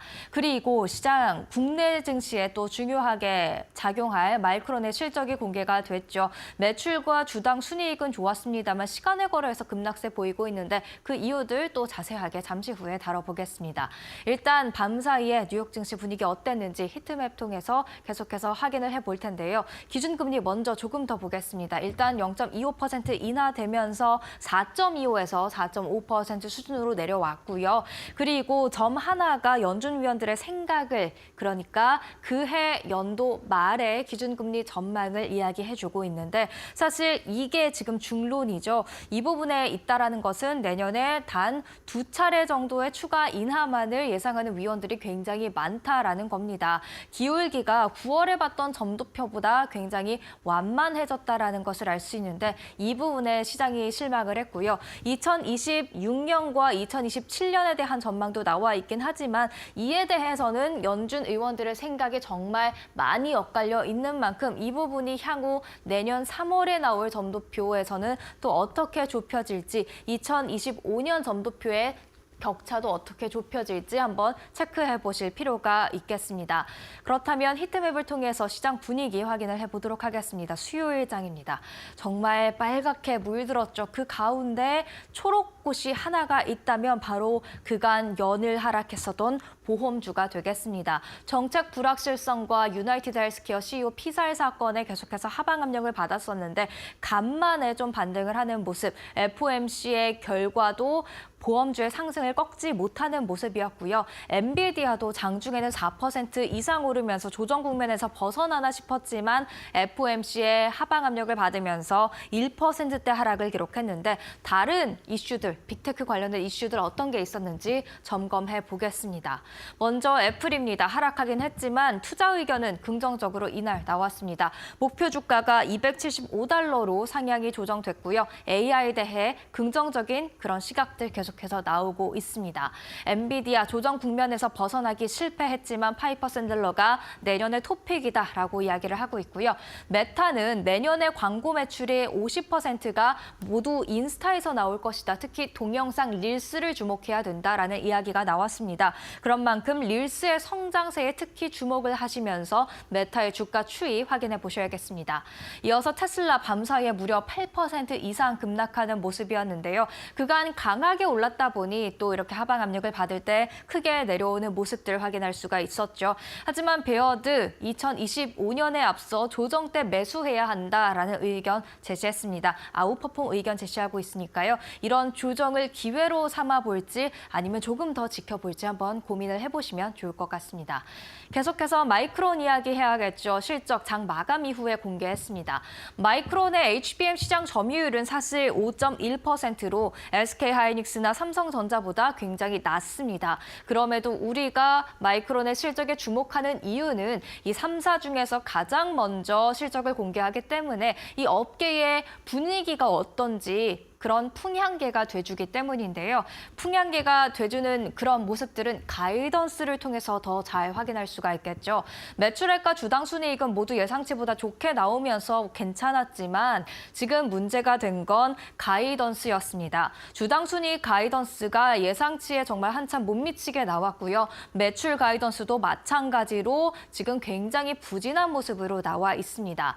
지금 PC와 핸드폰 등 소비자에게 가는 그런 제품들의 수요가 약하다 보니까 이 약한 수요를 AI 성장이 커버해주지 못하고 있다, 상쇄시키지 못하고 있다라는 이야기가 있는데요. 이에 대해서 CEO는 또 이런 말을 했습니다.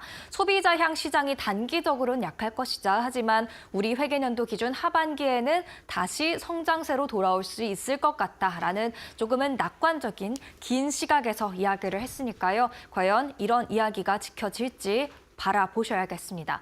마지막으로 UBS는 이런 이야기를 했더라고요. 어제 웰스파고는 버블이 아니다, 매수해도 좋다라고 이야기를 했다라고 설명을 해드렸는데 반대로 UBS는 버블의 조건을 지금 시장에 갖추고 있다라고 이야기를 했습니다. 2025년 내년에도 상승장이 이어지겠지만 너무 멀리 갈 경우를 좀 대비해야 한다. 순이익 감소 압박, 소수 종목의 주도, 그리고 느슨한 통화 정책, 12월 금리 인하로 또 한 차례 이루어졌죠. 이런 버블의 조건들이 갖춰졌다. 그 가능성 35%이고 이럴 때는 지속 성장 가능한 종목들로 해지를 해야 하는데 해지 가능한 종목으로는 TSMC, 메타플랫폼스, 비스트라가 포함되어 있다라고 설명을 했으니까요. 과연 버블일지 아닐지 계속해서 나오는 월가의 의견들 생각해 보셔야겠습니다. 시그널 정리하겠습니다. 먼저 내년에 느려지는 미국의 기준금리 인하 속도로 인해서 뉴욕 증시에서부터 투자 심리가 위축된 만큼 이런 위축된 심리 분명 국내 증시로 연결이 될 수 있겠습니다. 특히 밤사이 달러 인덱스가 크게 올랐는데요. 이미 원달러 환율 부담스러운 수준에 올라와 있는데 어디까지 더 상방 압력을 받을지 지켜보셔야겠고요. 마이크론 테크놀로지의 가이던스가 부진했습니다. 삼성전자와 SK하이닉스 중심으로 반도체주 주목하셔야겠고요. 미국의 중국산 라우터 금지 검토 소식이 나왔습니다. 이로써 하락장 속에서도 라우터 관련주가 뉴욕 증시에서 긍정적인 흐름을 보였는데요. 과연 국내 관련주로도 훈풍이 이어질지는 체크를 해보셔야 될 것 같습니다. 이렇게 뉴욕 증시 수요일장에서 가져볼 수 있는 시그널들까지 체크해봤습니다.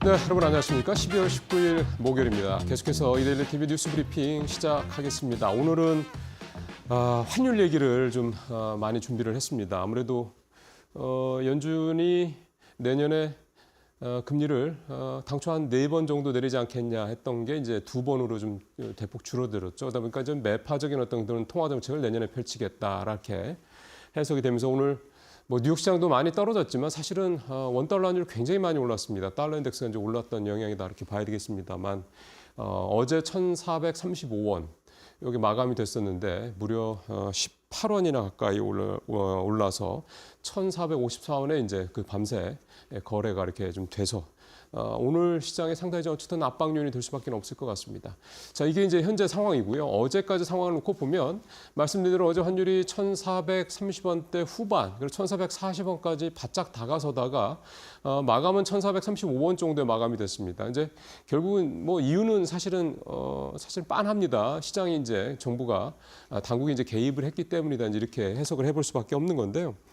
어제 또 이렇게 환율이 좀 떨어졌던 이유 중에 하나는 국민연금과 외환 당국 간에 뭔가 좀 움직임이 있을 것이다라는 얘기가 시장에 좀 돌았기 때문입니다. 국민연금과 외환 당국 간의 외환 수합 거래 한도를 확대하고 또 기간도 연장한다 이런 얘기가 좀 돌았기 때문인데 실제로 오늘 국민연금이 기금운용회를 열어서 이와 관련된 어떤 결정을 할 것이다 이렇게 얘기가 나오고 있습니다. 오늘 그 전략적 환해지 실행과 관련된 논의를 하겠다 이렇게 국민연금이 밝히고 있는데 이게 이제 원달러 환율이 최근에 좀 급등하다 보니까 국민연금과 외환 당국이 맺은 이런 여러 가지 어떤 그 계약이라든가 이런 부분들에 대해서 오늘 이제 본격적으로 이걸 어떻게 액션을 취할 건지에 대한 논의를 할 것이다. 이제 이 얘기 때문에 그런데요. 원래 22년에 해외 주식이나 채권 등 해외 자산 투자할 때 전략적 환해지 비율을 기존의 0%에서 10%까지 최대한 일단 확장을 해놓은 상황입니다. 이제 그거에 대한 실제 적용 여부가 오늘 이제 결정이 될 거고 또 하나는 특정 조건에 이제 도달할 때까지 한국은행과 외환 사업을 할 수 있도록 국민연금이 지금 계약을 맺어놓은 게 있는데 이 특정 조건이라는 게 공식적으로 밝힌 건 없고 시장에서 알려지기로는 1,400원 정도를 얘기를 하고 있습니다. 이제 이거 이미 넘어섰지 않습니까? 그래서 이 계약 관련된 어떤 조건이 좀 실행이 될 상황이 됐기 때문에 올해 말까지 500억 달러로 외환 수합 거래 한도를 증액하기로 했는데 이걸 하고 또 이 기간도 1년 더 연장하는 내용이 지금 논의가 좀 될 것으로 보입니다. 이렇게 되면 아무래도 시장에 이제 국민연금이 갖고 있는 달러가 들어올 수 있는 유입될 수 있는 통로가 확보되는 거기 때문에 그래서 어제도 그랬지만 이 환율 급등세 이 부분이 이제 어느 정도 조금 이제 브레이크 역할을 할 수 있을 것이라는 기대감이 있는 거죠. 마치 이제 금융위기 때 우리가 미국이나 일본 등과 외환 통화수합 거래를 했던 거랑 이제 마찬가지 효과를 기대할 수 있다는 얘기가 되겠습니다. 다만 오늘 환율이 워낙에 많이 올랐기 때문에 이 부분이 이제 제어 효과가 어느 정도나 있을지는 좀 오늘 결국은 국민연금의 어떤 발표 내용 이런 것들을 좀 보고 추후에 좀 확인을 해볼 수 있지 않을까 싶습니다. 또 환율 관련돼서 또 시장에서 걱정하는 거는 이겁니다. 지금 가뜩이나 내수가 안 좋은데 이게 환율이 계속 오르게 되면 결국은 수입 물가가 오르게 되고 그러면 결국 가뜩이나 좀 내려가고 있는 우리 인플레에 좀 자극이 되는 게 아니라 지금 물가 반등, 물가 상승에 대한 압력이 커지는 게 아니라는 우려가 있죠.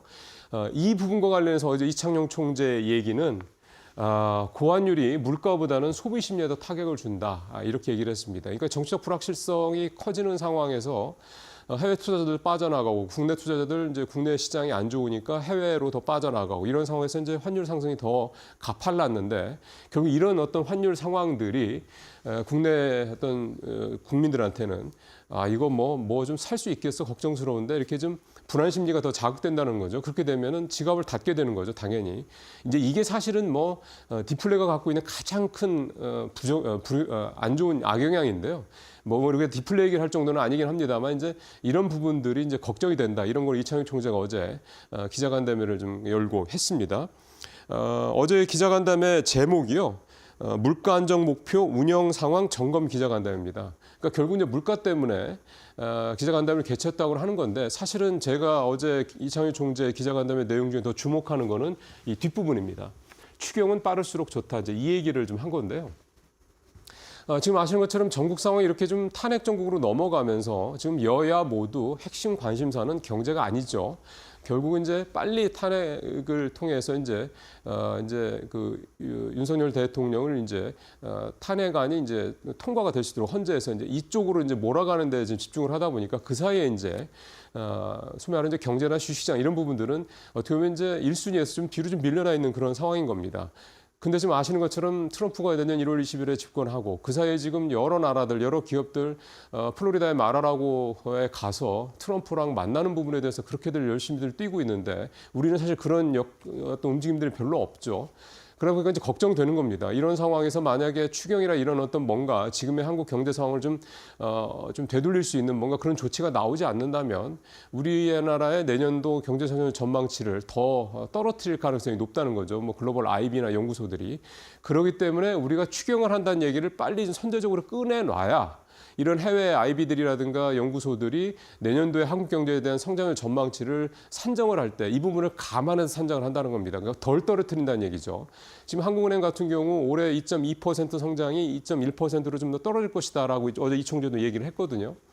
근데 지금 이런데 내년에는 이미 1% 후반으로 성장률 전망치를 내려오는 상황에서 이마저도 잘 안 된다고 그러면 내년도 성장률 전망치가 일각에서 얘기하는 대로 1% 중반 또는 그 이하로까지 떨어질 수 있다. 그러니 지금 말이 선제적으로 내년에 정부가 이를테면은 구체적인 금액까지 제시를 하지는 않더라도 내년에 추경 편성할 거다라는 식으로 뭔가 명확한 어떤 제시를 해줘야지 이 부분이 그나마 이렇게 좀 휩쓸려가고 있는 우리 시장에 대한 우리 경제에 대한 불안감들을 조금 제어할 수 있다. 이제 이 얘기를 어제 이창용 총재가 기자간담회를 해서 하고 싶었던 것 같습니다. 일단 더불어민주당은 추경에 대해서 열려 있는 입장이고요. 국힘 쪽에서 이 부분을 좀 어떻게 생각을 할지 참 관심사입니다. 자, 세 번째도 이제 달러인데 이제 이거는 달러가 좀 강하다 보니까 고환율 수혜주에 대한 이제 관심이 좀 생기고 있고 실제로 어제 우리 시장에서 흔한 말로 이제 고환율 수혜주로 얘기는 보통 하는 반도체, 자동차, 조선 이런 업종들의 주가가 많이 올랐습니다. 물론 이제 오늘은 또 좀 다른 얘기가 될 수 있긴 하겠습니다만 KLX 반도체 지수라는 게 있는데요. 이게 이달 들어서 9.5% 좀 표가 나오죠. 9.5%가 올랐고요. 자동차 지수도 4%가 넘게 올랐습니다. 같은 기간 코스피가 1.1% 올랐으니까 반도체랑 자동차는 업종 지수가 굉장히 많이 올랐죠. 그래서 좀 오늘 이데일리도 증권면에서 이 다루고 있는 내용이 반도체 쪽은 요즘에 범용 반도체 가격 떨어지긴 하지만 환율 상승에 대한 수익이 이제 떨어지는 부분을 상쇄하는 효과가 있을 것이다. 긍정적으로 보는 거고, 조선주는 미국과의 협력에 대한 기대감, 그다음에 고환율 수혜, 또 여기에다가 이게 좀 최근에 이제 이 철강 가격이 좀 계속 떨어지고 있죠. 이런 부분들에 대한 기대감. 그러니까 이제 후판이라든가 이런 강제 가격들이 떨어질 것이니까 이런 수익성을 좀 개선할 수 있는 효과도 기대할 수 있다. 이런 얘기가 좀 나오고 있고, 자동차 같은 경우도 마찬가지인데요. 어제 자동차도 굉장히 많이 올랐죠.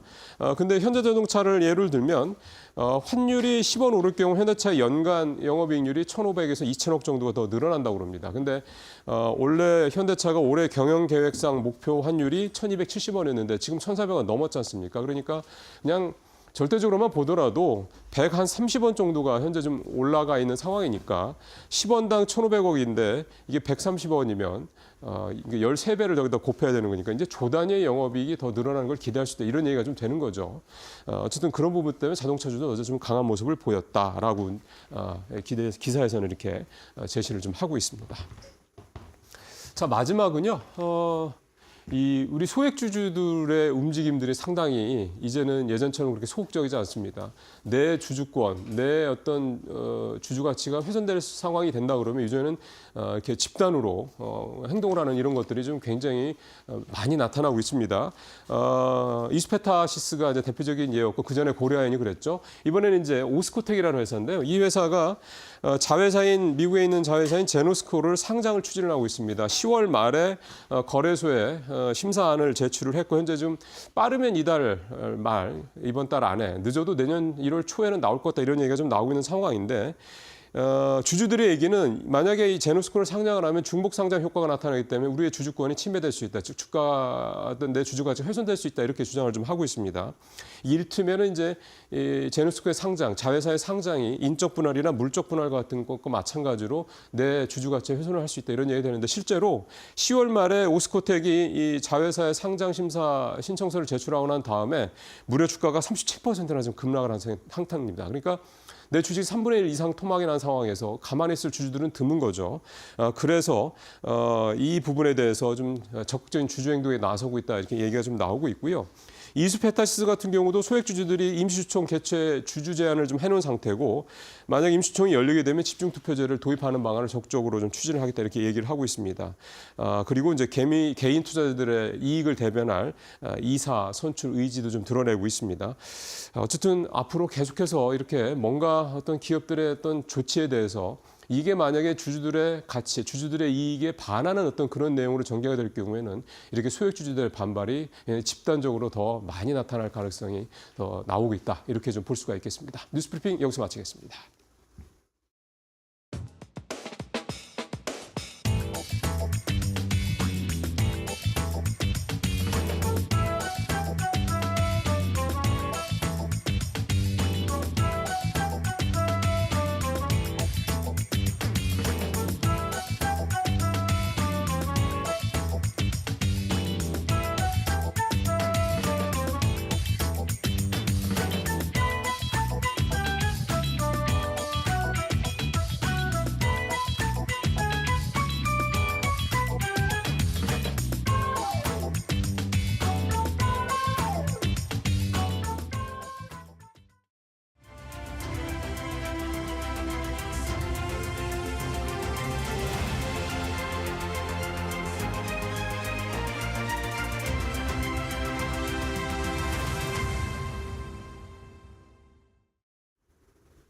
이어서 마켓 비하인드로 이어가겠습니다. 유동원 유한타증권 글로벌 자산배분 본부장님 나오셨습니다. 안녕하세요. 안녕하십니까. 네, 밤사이 FOMC가 결과가 나왔고요. 그리고 네. 예상대로 기준금리는 0.25%포인트 인하가 됐지만 네. 점도표를 보니까 좀 시장이 많이 불편해하는 심기를 시장에 고스란히 다 드러낸 것 같습니다. 네. 이 가운데 국내 증시 오늘장 어떻게 열릴지 많은 분들이 궁금해하실 것 같은데요. 이 부분 하나하나 다 집중 점검을 해보도록 하겠습니다. 일단 올해 마지막 FOMC 회의였습니다. 기준금리 인하가 됐었는데 이 외에 또 관전 포인트가 있을까요? 네. 자, 지금 현재 시점에서 이렇게 금리를 내려줬는데도 불구하고 시장이 큰 폭의 조정이 나타났던 이유에 대해서 좀 생각을 해봐야 되겠죠. 네. 뭐 그 이유는 앞으로 금리 인하의 속도가 더뎌질 것이다. 이게 이제 결론이고요. 올해 보시면 9월부터 12월까지 약 3개월에 걸쳐서 1%포인트를 내렸습니다. 네. 근데 여기 보시면 이제 점도표가 나오고 있지만 내년도에는 2번만 내려준다. 그러니까 8번 만나는데 겨우 2번만 내려주는 것은 4분의 1이지 않습니까? 그렇죠. 네, 그렇다 보니까 이제 속도의 더딤에 있어서 많은 사람들이 기대를 해왔는데 그 부분에 있어서 좀 이제 확실히 좀 인정을 해야 되겠죠.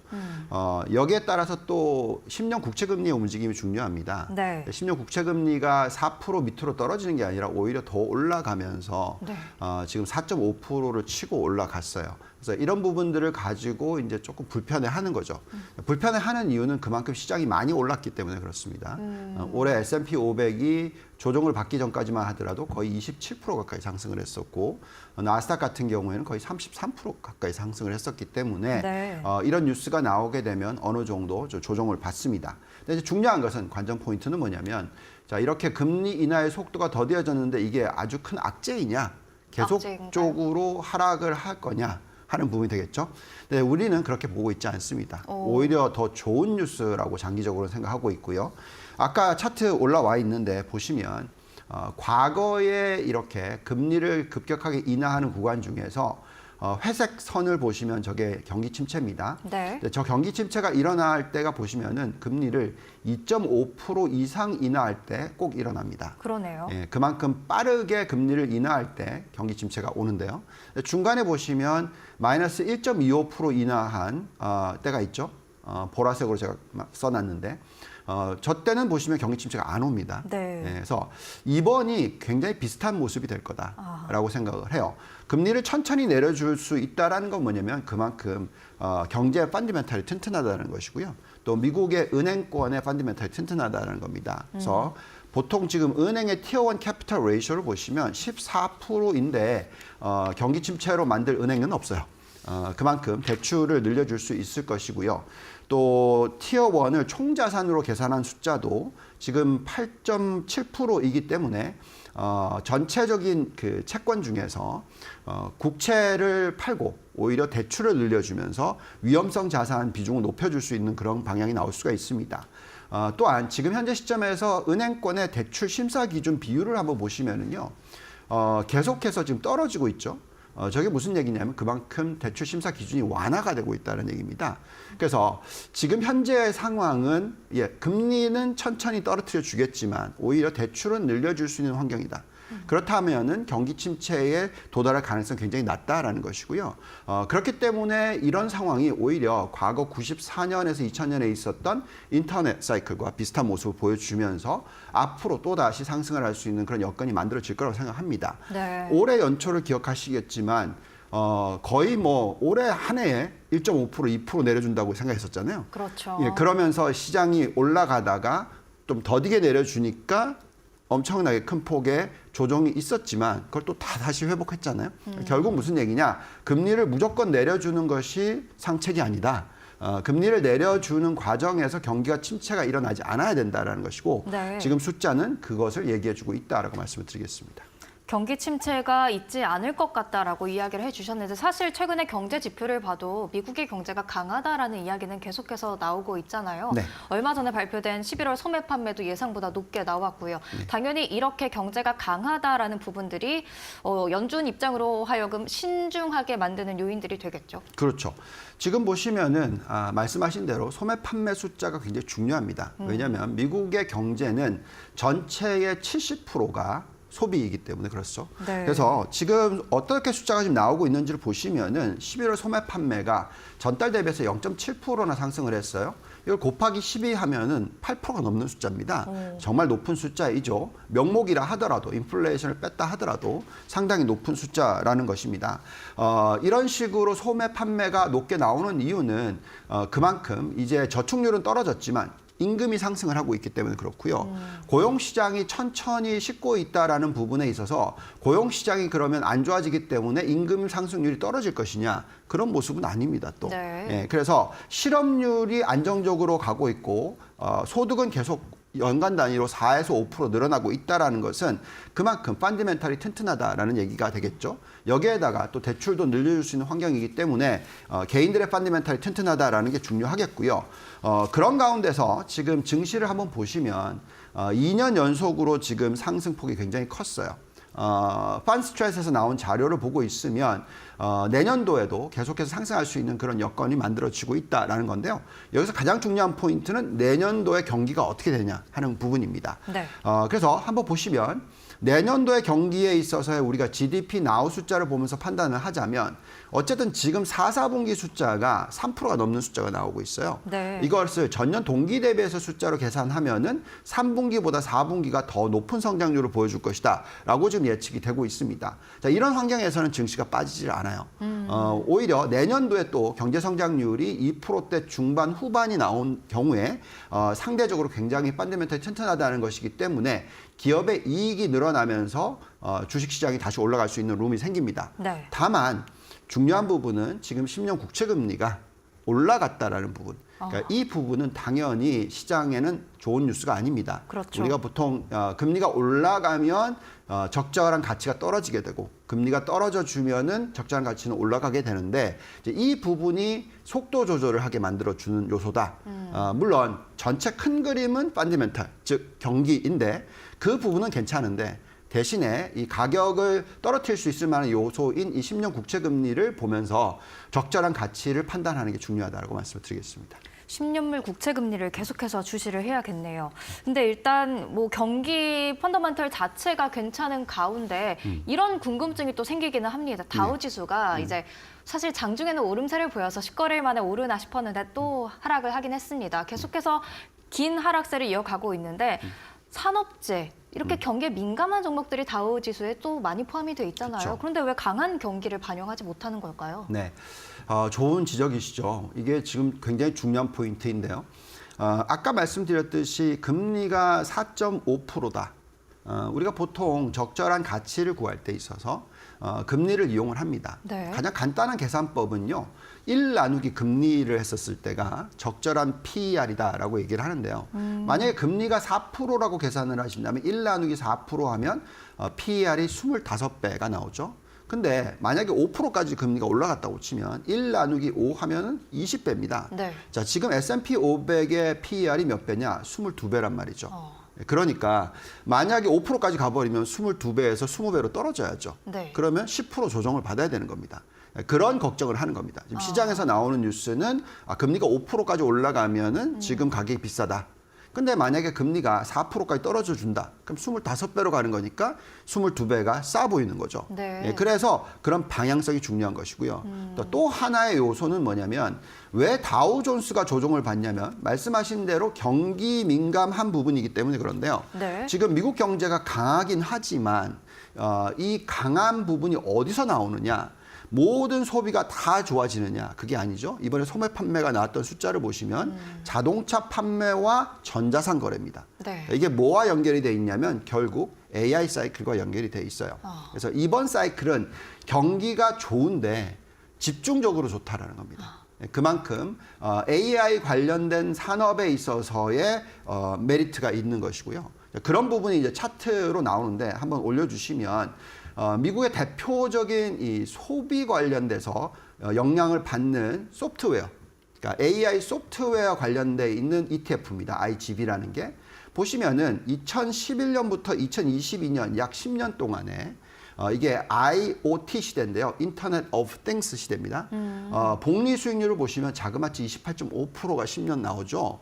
9배나 오릅니다. 네. 예, 이런 모습이 지금 최근 2년 동안에 보면은 135%나 상승을 하죠. 네. 이게 바로 AI 관련된 산업의 매력도가 높아지고 있다. 특히 소비 관련 쪽이 있다라는 부분이고요. 또 다음을 넘겨주시면 이제 많은 분들이 걱정하시는 게 그럼 왜 필라델피아 반도체 지수, 뭐 산업재, 우리가 흔히 얘기하는 하드웨어 쪽은 안 좋냐?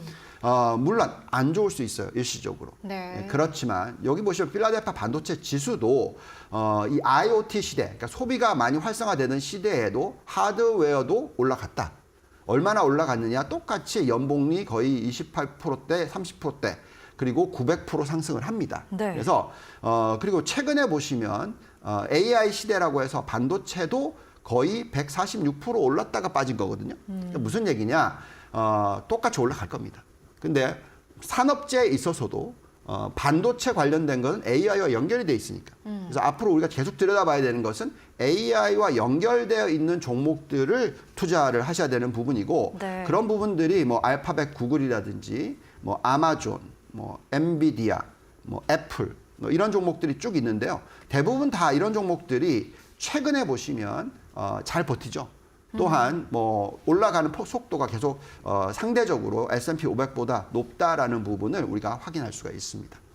뭐 엔비디아를 언급해 주셨기 때문에 또 많이 네. 투자하신 게 엔비디아잖아요. 이 네. 질문도 한번 드려보겠습니다. 엔비디아가 상대적으로 잘 버티는 것 같긴 하지만 최근 상대적으로 좀 부진한 흐름을 계속해서 홀로 보이고 있거든요. 게다가 밤사이에 이제 마이크론 테크놀로지의 실적도 나왔는데 가이던스가 좀 안 좋았단 말이죠. 네. 이 가운데 저희 AI 관련주, 특히 국내 해외 반도체주는 어떤 시각으로 좀 바라봐야 할까요? 네. 자, 이게 굉장히 중요한 타이밍이죠. 또 질문도 굉장히 중요한 부분을 말씀하셨는데, 자, 제일 먼저 하드웨어가 상승을 했어요. 네. 그러니까 AI를 가동을 하려면 하드웨어가 필요하죠. 네. 그래서 엔비디아가 가장 대표적인 종목입니다. 그래서 데이터 센터를 짓고 이걸 가지고 계속해서 연산 능력을 높여 나가야 되는 거죠. 그래서 그 부분을 감안했었을 때 먼저 엔비디아가 상승을 했어요. 그러면서 이제 최근에 아까 보시면 뭐 전기차 판매라는 소매 판매가 늘어나는데 이게 AI를 이용한 서비스가 늘어나고 있는 겁니다. 네. 그래서 흑자 전환이 되고 있는 부분이거든요. 그래서 소프트웨어가 올라가고 그 과정에서 일시적으로 하드웨어 쪽이 쉬는 겁니다. 그렇지만 이 사이클 아까 보여드렸듯이 10년에 거쳐서 하드웨어도 같이 올라간다고 말씀드렸죠. 네. 그래서 그렇기 때문에 계속해서 데이터 센터는 필요하고요. 그것을 계속해서 업그레이드를 시켜야지만 가동 속도가 계속 높아지는 거죠. 그래서 그게 발전이라는 거죠. 그런 부분을 놓고 봤었을 때 지금 엔비디아를 보시면 데스크탑 GPU 점유율이 자그마치 88%, 그리고 데이터 센터 GPU 점유율은 98%입니다. 네. 그만큼 이 GPU 시장에는 확실하게 가지고 가는 거죠. 이게 바로 우리가 계속 얘기하는 쿠다 생태계입니다. 물론 이 생태계를 좀 뭐 위협하는 뭐 브로드컴 얘기가 나왔으면서 네. 어떤 뉴스가 나오면서 브로드컴은 올라가고 엔비디아는 빠지고 이런 모습이 나왔지만 그래도 제가 볼 때는 그게 쉽지는 않아요. 계속해서 이 큰 시장 점유율을 유지해 나갈 거다라고 우리는 판단하고 있고요. 그렇다면 우리가 가장 중요하게 생각해야 되는 것은 이 AI 사이클이 가장 중요한 앞으로 3년인데 이 3년 동안에 이 AI가 발전하면 할수록 영업 마진율이 올라가는 산업에 투자를 하셔야 되는데 네. 가장 대표적인 업종 2개를 뽑자면 그게 바로 소프트웨어와 반도체입니다. 소프트웨어와 반도체요. 예. 그래서 소프트웨어는 소비고요. 반도체는 어떻게 보면 하드웨어 쪽인 거죠. 그래서 이 2개가 같이 간다라는 생각을 하셔야 되는 것이고 그렇기 때문에 어느 정도 좀 쉬어가면 엔비디아가 오늘 또 주가 보시면 계속 플러스에 있었다가 좀 마이너스로 갔잖아요. 네, 맞습니다. 그래서 또다시 2개의 업종이 왔다 갔다 하면서 AI의 연관성이 높으면 높을수록 주가의 상승률은 장기적으로도 계속 높아질 거다. 이렇게 보시는 게 맞을 것 같습니다. 그럼 엔비디아는 이런 조정 장세 때 매수를 하는 게 적극적인 좋은 투자 방법이 될 수 있겠네요. 그렇죠. 당연히 그렇게 해야 되겠죠. 네. 그렇다면 테슬라에 대해서도 많은 분들이 궁금해하실 것 같은데요. 유독 네. 밤사이 M7 중에서 테슬라가 8%대의 큰 하락률을 기록했습니다. 네. 워낙 많이 올랐기 때문에 사실 8%면 괜찮다라고 말하시는 분들도 계실 것 같은데요. 네. 테슬라의 독주 어디까지 갈 수 있다라고 보십니까? 네, 제가 뭐 종목의 어떤 타겟 프라이스, 목표가를 얘기할 수는 없고요. 그냥 잘 생각해 보시면 테슬라라는 기업은 어떤 기업일까요? 우리가 지금 미국의 GDP 성장률이 예상보다 높게 나올 수 있고 그렇기 때문에 금리를 덜 떨어뜨릴 수도 있고 그 이유는 AI 산업이고 그 AI 산업은 무엇을 하냐면 생산성을 높여줍니다. 네. 근데 테슬라는 어떤 종목이죠? 생산성의 끝판왕. 네.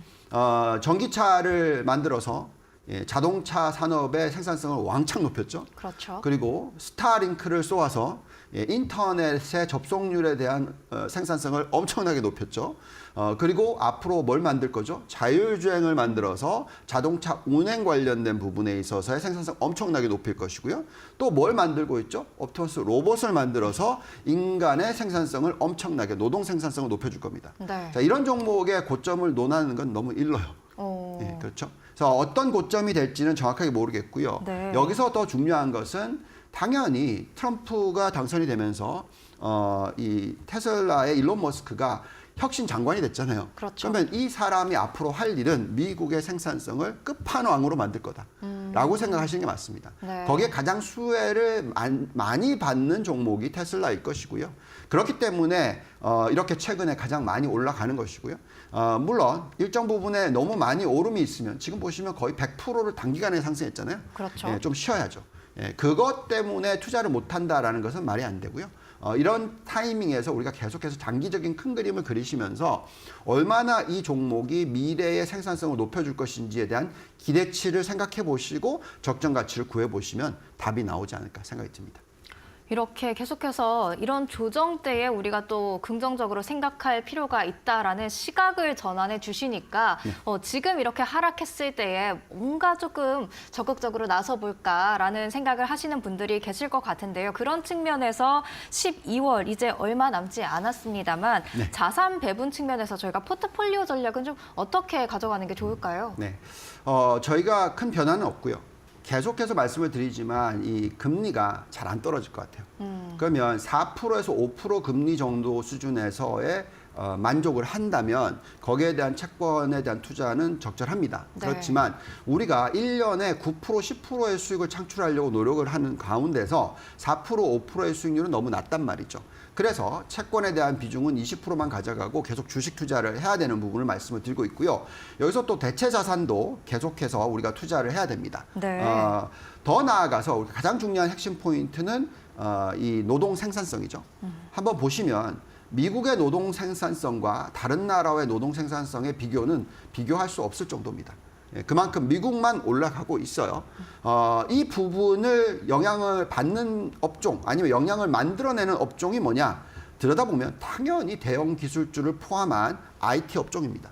그래서 이 IT 업종 안에서 하드웨어와 소프트웨어가 있는 것이고요. 네. 다음을 넘겨주시면 그 하드웨어, 소프트웨어를 잘 투자를 해야 됩니다.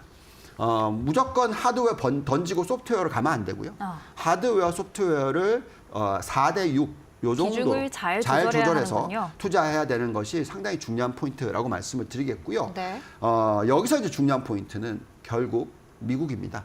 미국이요. 왜냐하면 지금 선진국에 있어서 미국과 일본에 대한 투자를 80%를 가져가야 된다라고 얘기를 하고 있는데요. 그 이유는 1980년대에 이 두 국가의 상대적인 시가총액 비중이 굉장히 높았었고요.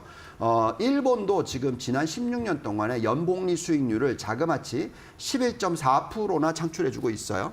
그래서 이런 환경 아래에서 일본은 계속 매력이 있는데 이 부분을 우리가 데이터 센터 관련된 데이터로 좀 얘기를 해보겠습니다.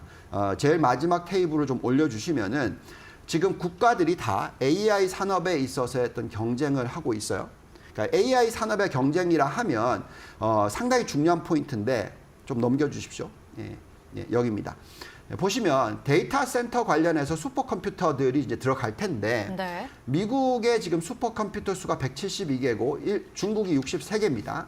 그리고 일본은 겨우 34개고 우리나라를 보시면은 겨우 13개입니다. 그래서 이제 차이가 많이 나는데 그것보다 더 중요한 것은 최대 퍼포먼스라고 해서 테라프롬이죠. 이걸 보시면은 비중이 어떻게 돼 있죠?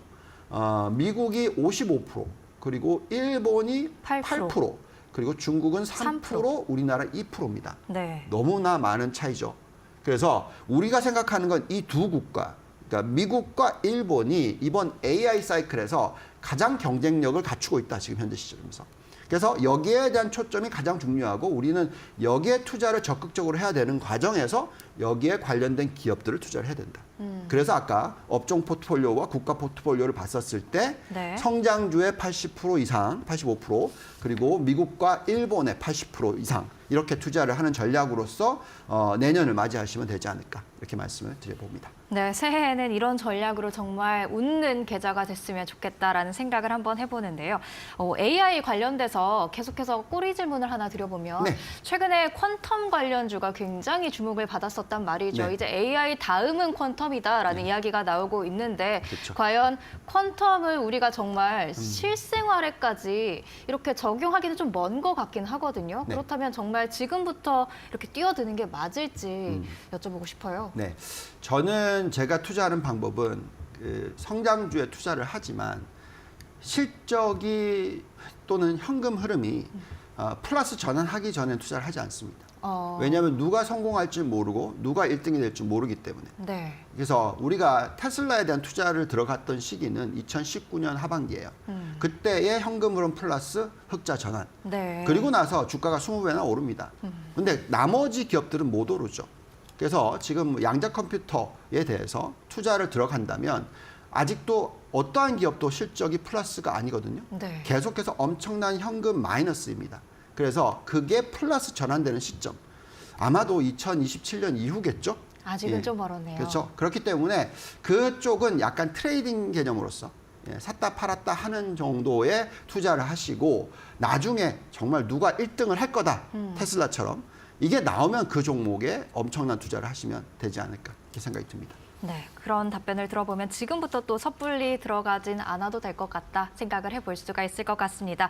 지금까지 유동원 유한타증권 글로벌 자산배분 본부장과 함께 증시, FOMC 이후의 시장 상황까지 점검을 해봤습니다. 오늘 말씀도 감사합니다. 감사합니다.